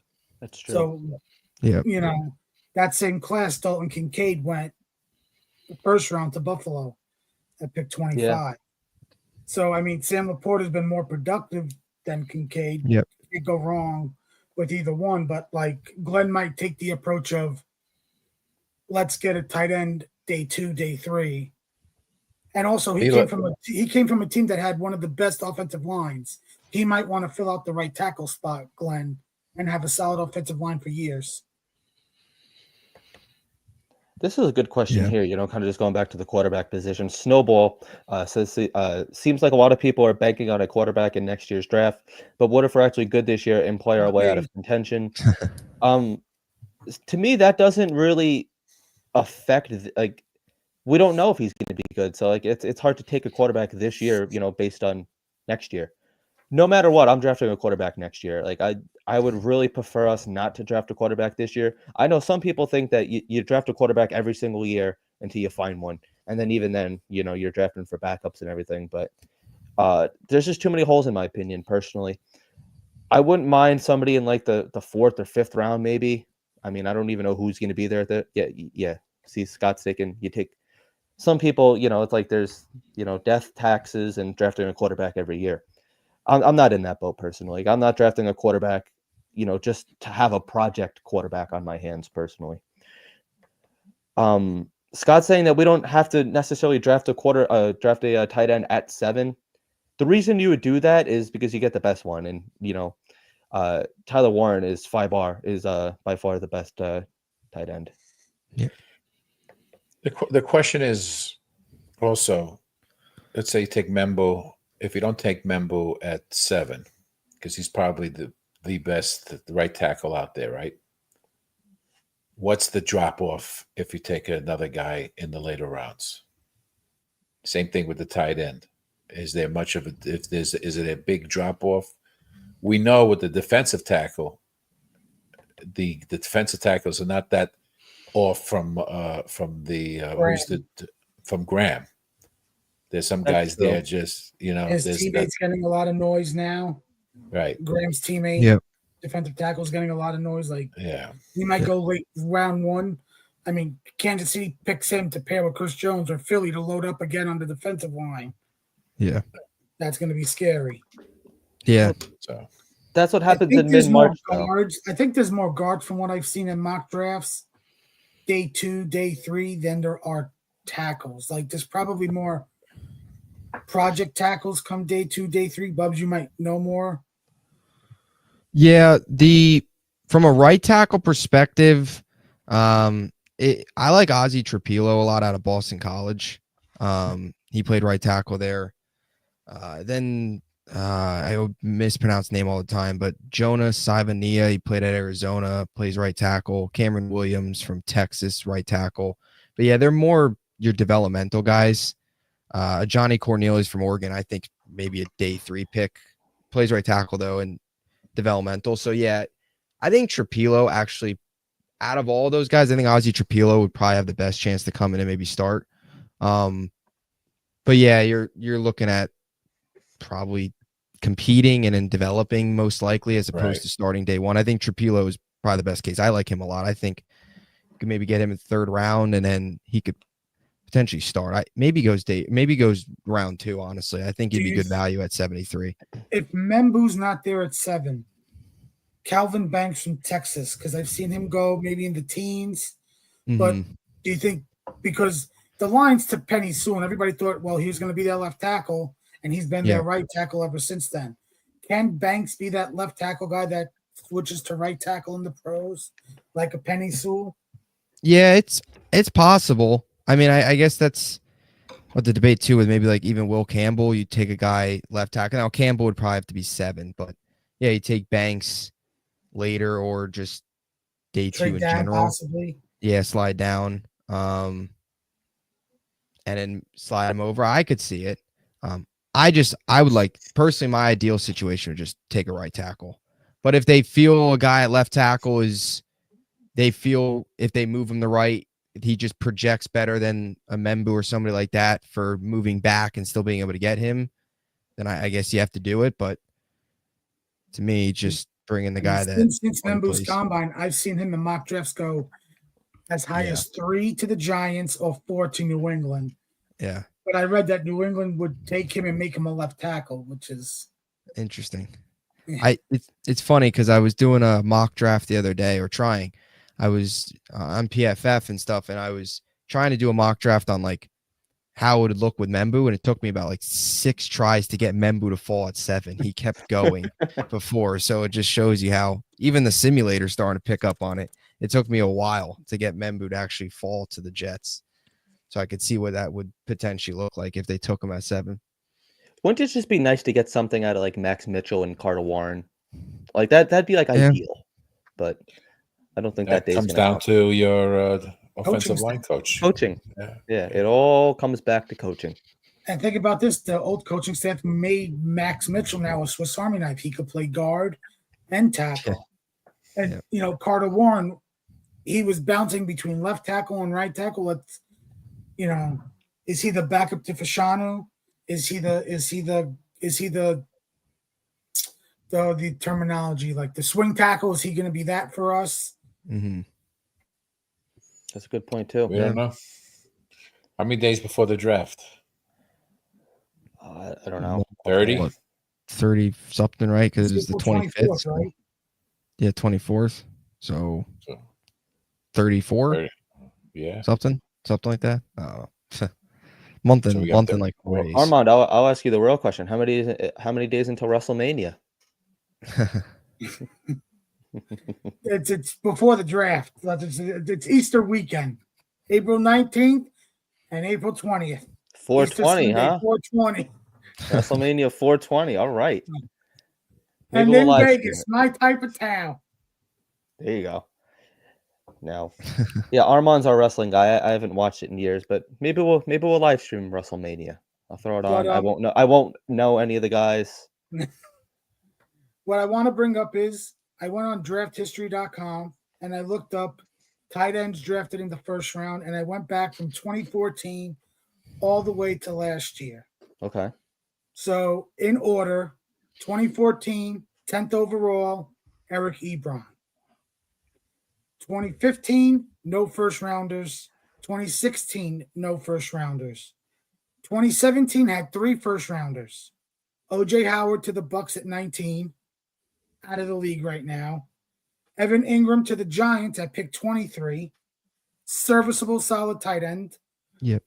David Njoku, 29 to the Browns. Probably one of the better tight ends in the league. 2018, Baltimore, Hayden Hurst, pick 25. They could have taken Lamar, but they took Hayden Hurst and traded back up for Lamar. 2019, Detroit, TJ Hawkinson, pick 8. Became better when he got traded to Minnesota. 2020, no first-round tight ends. 2021, Kyle Pitts, 4th overall. 2022, no first-round tight ends. 2023, Dalton Kincaid at pick 25. And then last year, Brock Bowers at pick 13. This list is a nice list.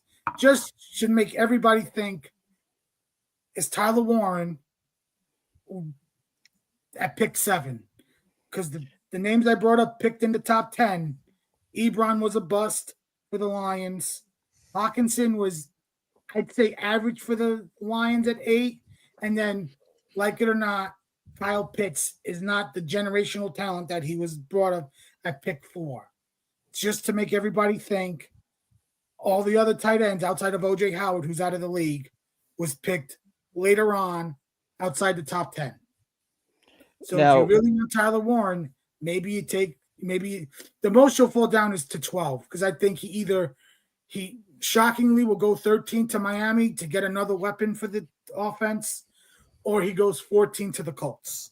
And you're not going to trade with Miami at pick 13. Right. Now, I guess this is kind of a good question. How many of them do you feel are worth that first-round pick? From that list I just read? Yeah. Like, if we had to, like, revisit it. I mean, obviously, I think, like, Njoku is probably the best one out of that group. Yeah. Kincaid is very good, too. I got to give Kincaid Njoku, props. Kincaid, Bowers. Yeah, Bowers.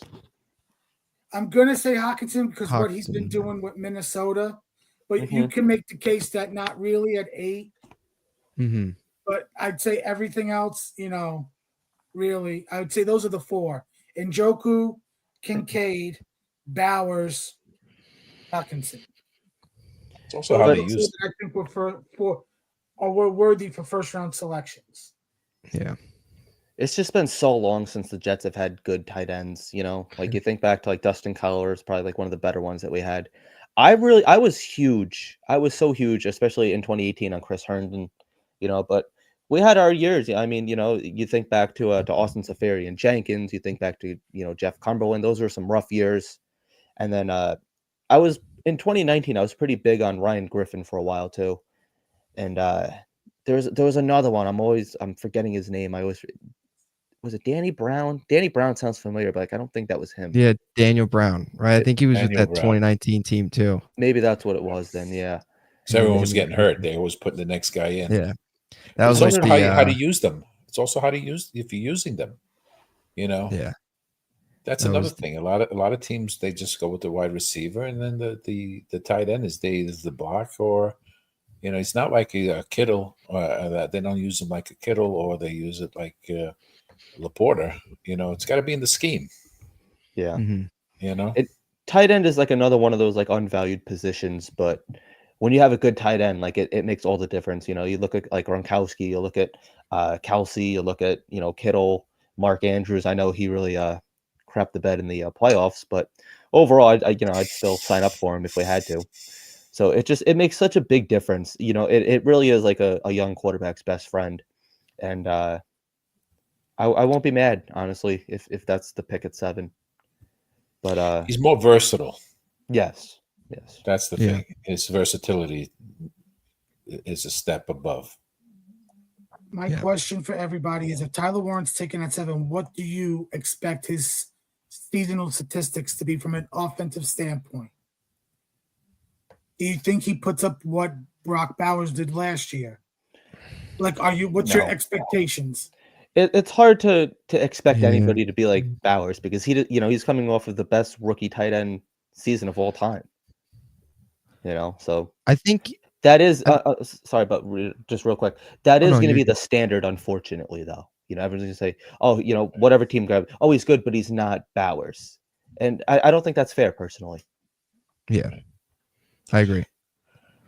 I think with Warren, I don't know if he will put up like will be the receiver like Bowers, but from a run blocking perspective, and like Afram was saying, all around, that'll be his strong suit over just his receiving ability, which is of course Bowers, historically last year with the 1,100 yards.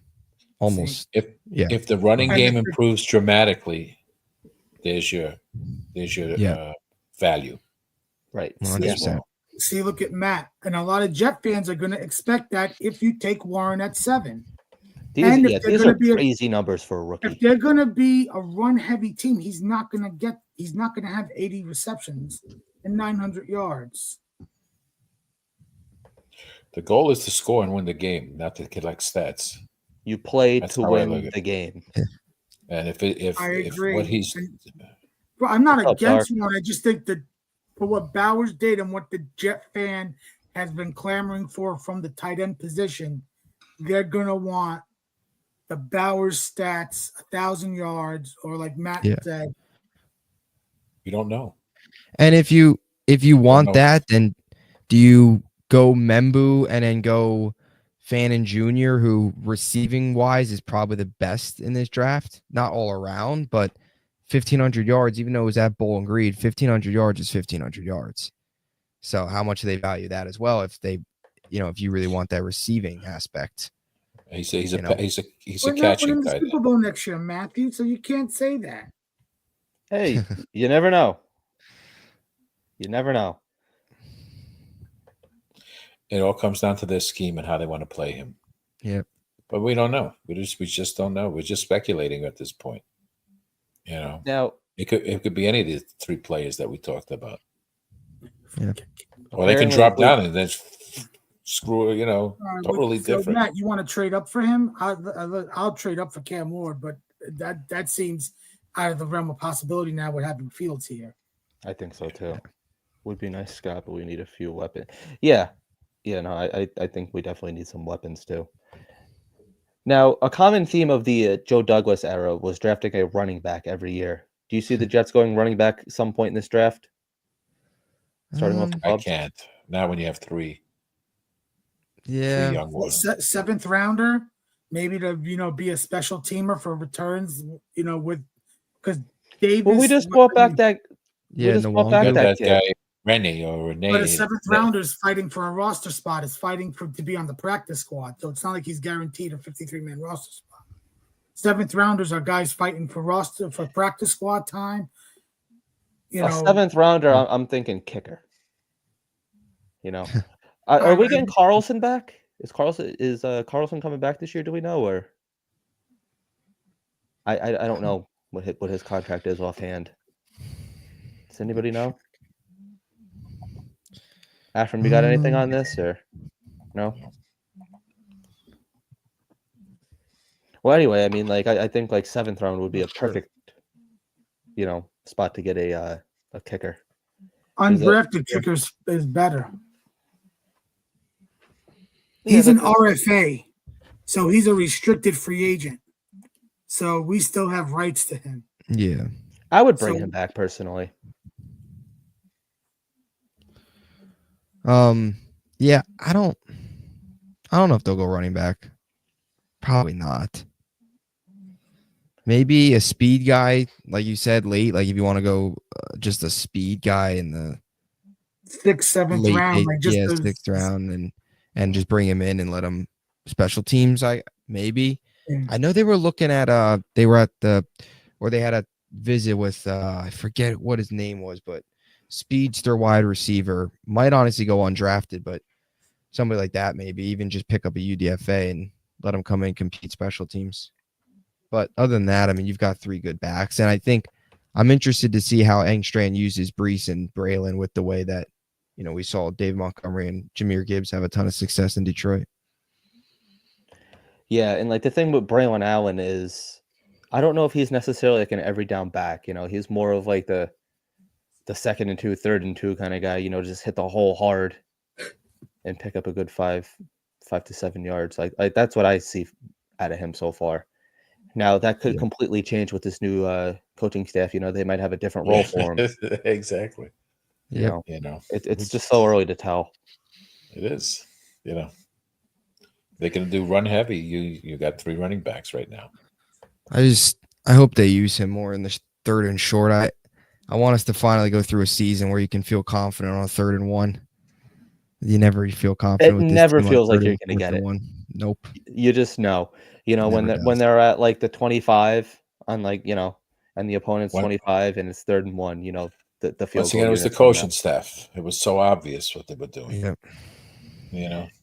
Now, I do wonder if Aaron Glenn is going to take off, take after Dan Campbell and go for it more on 4th and short. Why not? You got nothing to lose, really. You're going to be competitive. Go for it. Probably around the 50-yard line, yeah. I think so. Clark, you're correct. Trading back is difficult because you got to get a team that's going to want to trade up. That's it. Yeah. Is this the draft? Is this the type of draft where people want to trade up for? You know what I'm saying?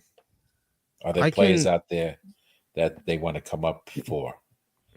Yeah. And it's how far the Jets and Nuji and Glenn are willing to trade back. Right. Yep. And 7 starts to really become like no man's land. Like, you kind of get whoever. Like 7 is kind of like BPA in my opinion. Yeah. Obviously, like the Jets have certain needs. So like I'm not saying like, at 7 you go get the best defensive lineman, but if any of those like 4 players that we were talking about, are there, I think that's got to be who you go with. Yeah. I don't think this draft is like overwhelmed with superstar, college kids. No, Daniel Jeremiah said, I bet it's in an article I read 3 weeks ago. There's starters here, not stars. Like it's a, and that's what we need. We need starters. Yeah. Starters with good coaching, Yep. That's how it works. Not a good draft class going in, sucking. So that's what we hope for. We hope for some discipline, guys being accountable, guys playing hard, and not making mistakes, no penalties. That's what you want. You want a team that's disciplined. We didn't get that these past few years. You think Dallas would want to come up for Ashton Genty? No. No? If they would, they would probably want to move up. I don't think he's going to be there at 7. I think move up with Vegas or Jacksonville. If Yeah, anything. I think so too.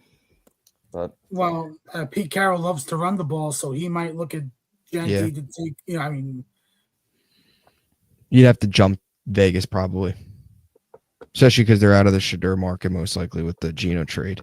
yeah, I thought maybe you can move back if a team gets desperate for, like, if they see Shedeur falls to 7, maybe. But then again, you look at the teams behind the Jets, other than maybe the Saints, there's not really, which is only pick 9, so you're moving 2 spots back. There's no really teams behind them that we're going to want Shedeur. Like, it's Chicago, San Fran, Dallas, Miami, all those teams got quarterbacks. Atlanta's going to roll out Penix. Like the late teens, like Cincy, Seattle. Like, I don't see any of those teams moving up for Shedeur. Tampa, Denver. Like, no, that's not happening. The only desperate team if they don't land Rodgers would be the Steelers. Yeah. And that's the way down to 21. 21, yeah. And then would the Jets want to move all the way back? could you see the Giants doing it? Moving back? Or No, just grabbing Shedeur if he's there. Oh. And, yeah, I still think the Giants will probably end up with Russ and Shedeur if I had to make a prediction for that quarterback room. I think Rodgers will go to Pittsburgh and the Giants will have that as their quarterback room. And then Cam Ward will go 1. Everyone thinks Rodgers is just waiting for the Vikings to reach out to change their mind. Yeah, apparently they already told him that they're not interested. My take is Russ is going to go to the Vikings. I think he's the veteran because if he doesn't play well, I think it's easier to bench Russ. Like, take Russ on Minnesota not performing well. It's easier for them to bench him to go to McCarthy than it would be wherever Rodgers goes to, whether it's the Steelers or Giants, for them to bench Rodgers if Rodgers is not performing well. That's the whole thing. And you make a good point, Armin. Like, that's what's so tough about the whole Minnesota and Giants situation is if you bench Rodgers for Shedeur, it's a lot easier just to bench Rush or even bench Winston, over Rodgers, which is why Rodgers to Pittsburgh probably the most realistic, right? Because you're not going to be benching him for somebody. Pittsburgh is going to try and kind of go all in with him. I'm interested to see where Winston falls in this whole puzzle too. I guess it's the Giants then if Russ goes to Minnesota and Rodgers to Pittsburgh. Well, I don't see a situation where, wherever Rodgers goes, wherever like Russ goes, that shouldn't mean, especially like if you're a team like the Giants, that shouldn't mean that you're not in on Shedeur, because my personal opinion, I am a fan of letting a quarterback sit for a year, at least a year. Yeah. So, like, is Russell, like, how much does Russell actually still have in his tank? He might have like 2 maybe good years left in him at that. Aaron Rodgers, he's probably like a 1-year guy at most. I don't think he has another couple years left in him. So if you're like the Giants, I think it's got, yeah, that's true. If you're the Giants, though, I think you got to go Shedeur if he's there. And it kind of like sets the coaching staff up, because if they have a good season, they keep their jobs because they have a veteran. And then like after that veteran is off the team, then, you have your rookie ready to come up. And that's a really good way to, if you're Brian Dable and Joe Shane, to keep your jobs. Yeah. I wonder if Cleveland would go back to Winston if they don't take a quarterback at 2. Like, if they don't go Shedeur, like, everybody right now, the consensus is Ward going 1. Do they take Shedeur? If not, do they just say, you know what, we got Kenny Pickett and let's go, Jameis Winston. I feel bad for Kevin Stefanski. Gosh. Kenny What's up, Johnny? Pickett. That's Johnny boy in the chat. Johnny the entire boy. Both of Jets Worldwide are in the chat right now. We got Snowball and Johnny. Very interesting. And that's another thing too with the complicated Rodgers thing is he's probably gonna want 2 years. I don't think if you're the Giants, you're willing to do that. If 2-year contract and then it's put you in a tough desperate. spot. They're desperate. They are desperate. Well, they really screwed themselves with the whole Daniel Jones thing. Like that playoff win is really, looking back, that really kind of set the franchise back. Yep. Yeah, you could thank Mara for that because he forced them to re-sign Daniel Jones. Through 15 touchdown passes, and they gave him $40 million. Yeah, that's it, man. And I could probably go out there and sling, 15 touchdown passes. I had to, yeah, especially now if you have like neighbors, sign me up. Yeah. But I don't know. I mean, like the whole Daniel Jones thing, they weren't in position to be drafting a quarterback that year. So I mean, I do get it, but they should have looked at free agency and just, I don't know. Exactly. Whatever. Glad it's not my problem. It's just funny, like listening to like WFAN now. Last year, like all like the Giants fans, they were attacking the Jets with Rodgers and everything, and now look at them. They won Rodgers. Yep. It's Yeah. funny. I want that. I want Rodgers to the Giants so bad. Let them suffer. Oh, it's just a coincidence. Talk about plugging the holes, and Johnny Boy shows up. Huh. It would make sense for Is Johnny Rodgers. coming on? I'll throw the link out there one more time if he wants to come on. He had to put on his Johnny shirt. Johnny knows he's always welcomed. Yeah, Snowball. Snowball too. Anybody's welcomed. This will be like the last time I'm throwing it out there though, because I am gonna get ready to hop off in a few. But if anybody does want to hop on, now is your last chance to do so. If not, no hard feelings. Well, we got a little bit of breaking news. Oh, what do we got? Adam Schefter, not Jets related, but defensive end Charles Amenu is returning to the Chiefs. 1 year, $7 million maximum. Yeah, good for them. Doesn't really affect us one way or the other until we see them in the playoffs this year. We're going to see them in the AFC Championship game. Yeah, at MetLife. Actually, they got to come to our building this year. That's right. They're I said this year, like you never know. Oh, yeah. That is a shame, Snowball. Because you are known for your good looks. Next time, a lot of teams may take us for granted. The Jets historically have had some pretty good seasons with journeyman quarterback. So, yeah, he may turn out to be a permanent quarterback for at least the next 10 years or 8 years. That would be great, right? Yeah. And even going back to the McCown year in 2017, if they knew how to hold on to a lead in the fourth quarter, they would have been a lot better than 5-11. How many of those games did they blow? The Miami debacle where they were up, 28-14 and blew that one? There was a couple of them. So that's a good point. Well, I mean, like that was like really the Jets' problem this year too. I mean, like look how many times the opposing team had the ball really to end the game, and they would just march down the defense's throat and put it in the end zone. We saw it with New England. We saw it with the Colts. Yeah, that was the worst one. The Seahawks, same thing.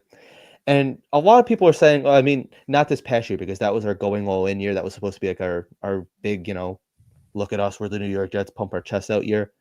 But a lot of times, like when you have like a young quarterback, a lot of fans like, as long as you're playing like competitive football and like you lose in the fourth quarter, but that sucks too. I mean, like losing overall sucks, but it's like getting blown out on like one end, but then like on the other end, like you're right there and like you can't just finish games. Like that's also such a terrible feeling. Yeah. I gotta close out games. What do we got here? We got him. Mr. Johnny Boy, what are you all wrapped up? You look so cozy right now, man. He's in a sauna. I'm so cold right now, but you know how to come through, show some love real quick. And what's going on, Liam? What up, Armand? What's going on, Afro? Bubbs, nice to meet you, buddy. Nice to meet you. But I came on here real quick because I wanted to ask a question, right? And I was waiting for you guys for Thursday night. And I thought this would be the right platform to go ahead and ask. Sure. So there's this thing that's circulating around that's going on in regards to, now I am on board of trading back, right? I want to trade back because I just feel like we would be able to get more, right? But I wanted to ask you guys, how difficult is it to trade back? What would that entail? Because there's even talks about trading back twice. Mm-hmm. I don't know if that's ever been done or what's even the possibility of that occurring. But I wanted to get your guys' thoughts on that. I was watching it on it wasn't us. It was another team. I think it was the Raiders that were talking in regards to that, right? Possibly trading back to get more, et cetera, et cetera. And I was like, how is that possible? And then I was like, you know what? We might be able to do something to that sense. You just got to have someone You want to trade who back to wants a plug more player. holes, Johnny? Is that what it is? I mean, pretty much always, but I just honestly, like, I really wanted to get an understanding of it, because it's kind of what Afram is saying right now. Well, what are the players that normally people trade up for, right? It's typically quarterbacks, and this is essentially, right, a draft that's not really quarterback driven per se. It's Cam Ward and then everybody else. Well, the good news is there is a realistic chance of Shador falling to 7. And if Okay. that's the case, then you could definitely trade back. But as far as trading back, I mean, how far back do you want to go? Who wants to come up? Who has a reason to come up to 7? I mean, if Shador is there at 7, I think that's best case scenario for the Jets, because they have so much flexibility at that point. They're not really in position to be drafting Shador. If they see, like, all show I've been saying, you can't go quarterback at 7. I'm going to stand by that. If they did go Shador at 7, I'd be pretty upset personally. But I think that puts a lot of quarterbacks, I mean, a lot of teams in good position. I mean, what are the Steelers drafting at? 21. 21. 21. Yeah. Would you be willing to draft back to go back to 21, Johnny? And at that point, I don't think you could draft back twice. I mean, if that's the case, then I would say the comp for that is going that far back. We would have to get a second, right? Yeah. Would they have a second and then something next year as well, which is possibly a third, So, right? Or third or second. You would get there first next year because they got to give you the equivalent. Okay. So yeah. So like if you're if you're going from the top 10 to, let's say, outside the top 20, you're getting their first round this year. If they have a second this year, their first next year, maybe you could get their second next year. Like, I thought about a deal with Pittsburgh, and my deal was 21. I'm going to get their let me get their picks up now. I think here's my question, because this is really how trading down happens. If there's a player that a team wants, they're only going to trade up if they know that the team next after that player, or the next two teams after the player, is going after that player. That's true. Yeah. If they don't feel that the Jets are going to take that player, let's say, and the next two teams are not, they'll probably try to wait till the team that they think might take them and then try to jump that team before that. Okay, no one's going to come all the way down from 21 to 7 if there's nobody else wanting that player. Yeah, I would wait till they drop to like 15 and maybe move up from 21 to 15.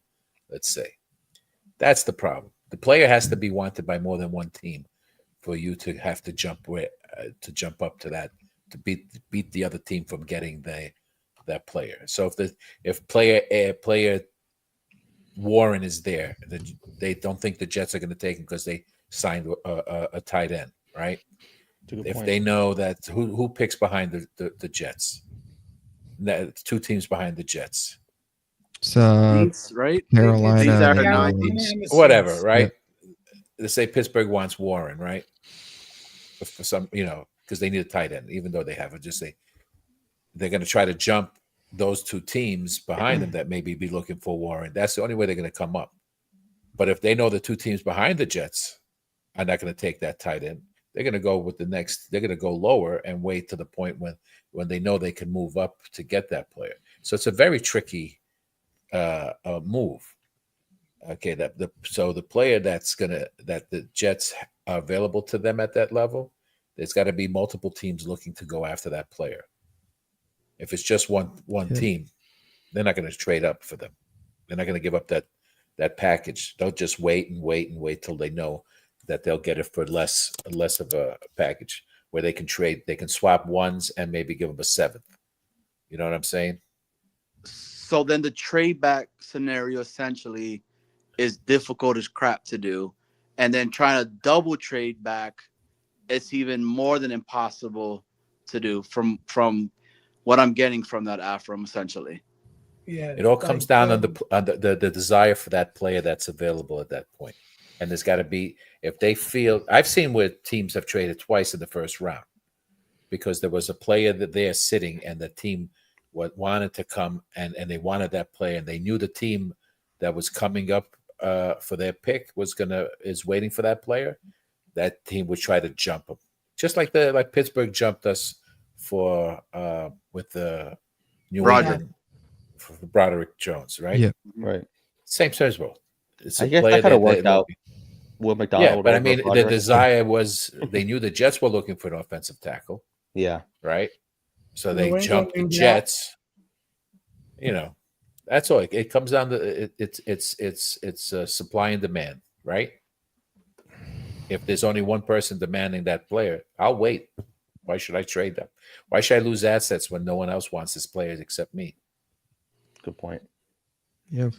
Does that answer the question, Johnny? 2023. Jacksonville was the last team to do it in 23 to trade back twice. In the first round?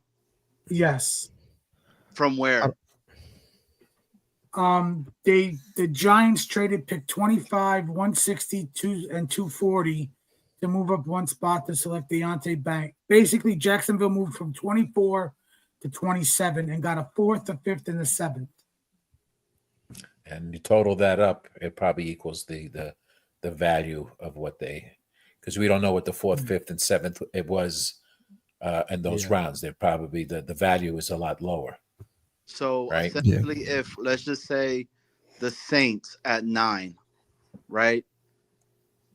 We do that to trade back. Let's just say, and the Saints, because Sanders falls to 7, they're needing a quarterback. They like what they have. They like Sanders. So that's that, right? The reason I say all that, because like I'm somebody that's it has to make sense to me, right? The team, like it's a need, right? Because they only have, I think, Carr, if I'm not mistaken. Yeah, And Ritter. Spencer Rattler, yes. Spencer Rattler, yep. I'm just saying, Soldier, if that was to happen, if it was to occur, I could see the Saints doing that. So we're at 9. But that's if the Saints feel the number 8 team is going after Sanders. Yeah. Why would I have to? You know, or you could go. Who's number 8? Carolina. Yeah. But the Saints would also have to. The Saints could call Carolina to see if Carolina's getting trade calls. Yeah. You know what I mean? And Carolina could say, we are getting trade calls. Yep. You might want to trade with us. But the Saints might say, we'll get back to you and call up the Jets, say, hey, like we really want Fedor. That's who we're trading up for. Mm-hmm. And that's similar. Sorry, you could go ahead. They have 2 third-round picks. They have their own at 71. They have Washington's at 93. They have 2 fourths, 112 their own, and Washington's 131. You probably could get 9 and 93 and to go up 2 spots and to go back 2 spots, like you're going to get a third. Yeah. And just the way you kind of laid that out, Armin, I think is a good point too, where you look at last year with the Jets, they moved back 1 spot and the Vikings jumped up to 10. I think that was more so just Minnesota making sure that another team didn't jump up like Denver or something like that. They wanted McCarthy there. They only moved up 1 spot. So similar to New Orleans, just to make sure that, let's say, if Pittsburgh doesn't move up with Carolina or something, they play it safe and move up with the Jets to 7, just so that they secure Shedeur. And that'd be the only team, the only 2 teams realistically, if they don't get Rodgers, that would probably be interested in him. Yeah. The only advantage the Jets have at 7 is if Warren, Tech, and Membu are there for the picking. Yeah. So now there's 3 positions that other teams may want. And the Jets, any of those 3, the Jets can take. They need them, right? So there's no rhyme or reason they could say the Jets are only going to take 1 position. They need all those. They need each one of those. They want a tight end, they want a right tackle, and they want a wide receiver. So now a team that wants Tech is going to start saying, hey, let me move up because he's dropped. He dropped to 7, let's say. Maybe they think they go, and maybe the team behind them, Carolina wants another wide receiver, right? Yeah. Let me jump to Carolina. Now you move back. And it depends on the partner. How far do you want to go back? That's a good point too. Yeah. And I could see I could see Carolina moving up to 7 because they need a tight end, right? Right. And if Warren is there, maybe that's something like But, I don't know, man. Because but again, Carolina could look at it as we need weapons for Bryce, yep, and they know that, Yeah. let's say Warren and McMillan are there. They might be having the debate, hey, do we really want to trade up and have the debate with both of them on the board? Let's see if the Jets take either one of them, and then whichever one is left, we'll take that one. Because yeah, the Jets gonna, Carolina could then say, if both of them are on the board, which one do we prioritize?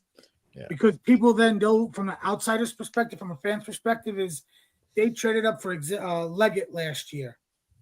Yep.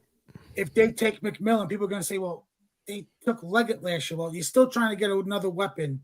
mm-hmm. Logic would say 2 receivers is better than the 1 receiver.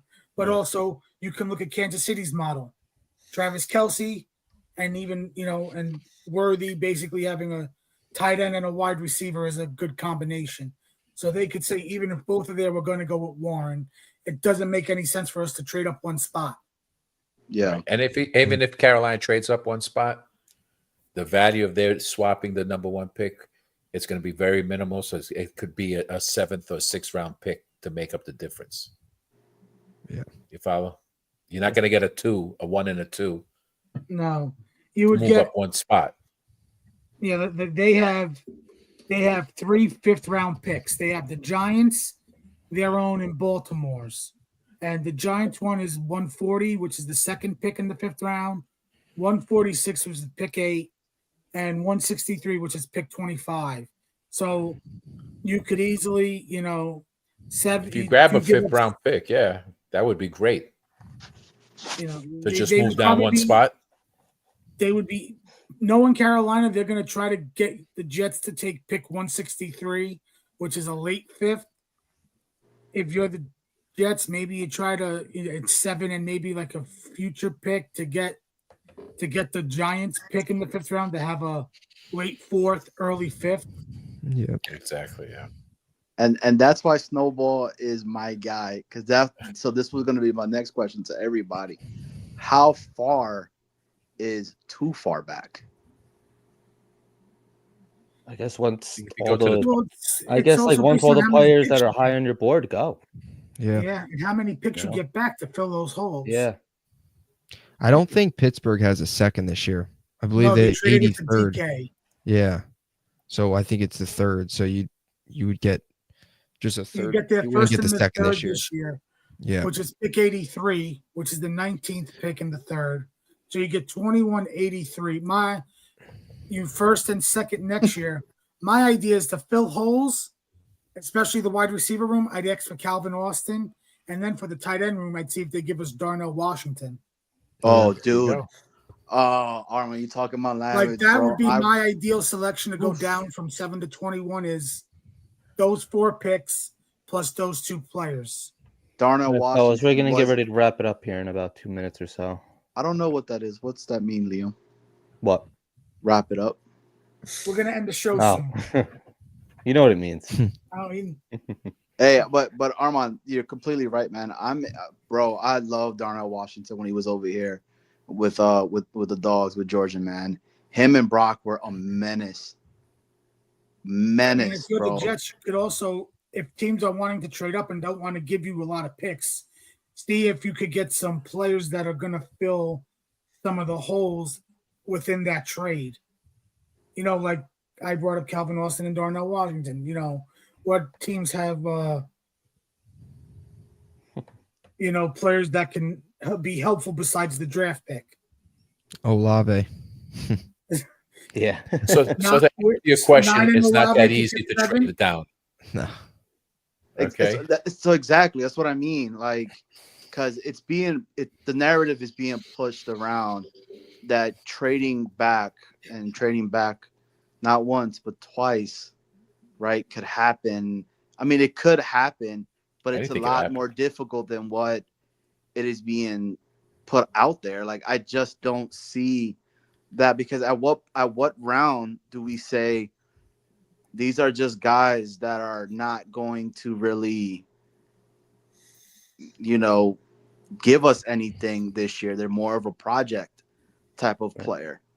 You know, at what round is that? Like, who are those players essentially? But then I go back and then I start like thinking about, well, crap, man. They had Purdy. That was the last pick. And look what happened with him. But then I say, well, is that the coaching more? And then the system that he's put in there and stuff. The weapons around him. And the weapons. Yeah, exactly. And the weapons around him. So it's just one of those where I continue to keep battling within my own self, right? Of saying, well, they got this, but then what about that?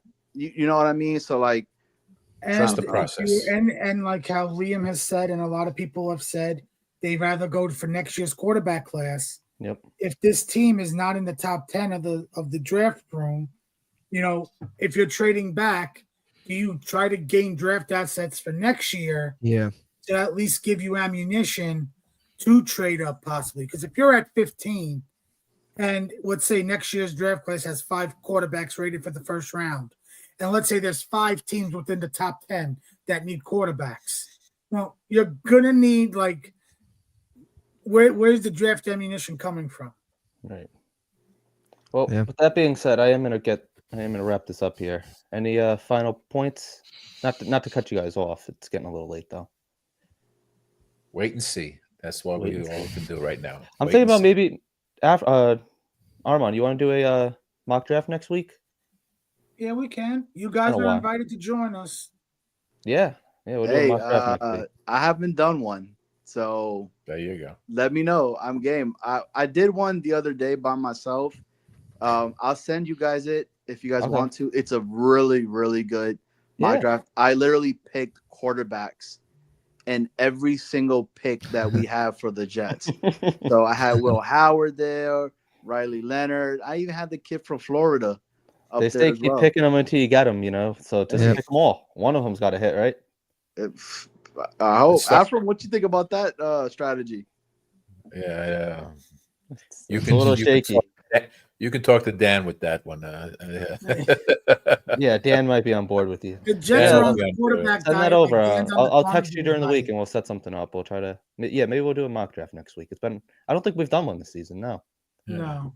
Me and Armand have been trying to do them for like 2 months at this point, and it just hasn't happened. I make sure Bub is there because Bub knows the players a lot more than I. Yeah, Bub, you're welcomed. You know. Yeah, I'll definitely join in on that.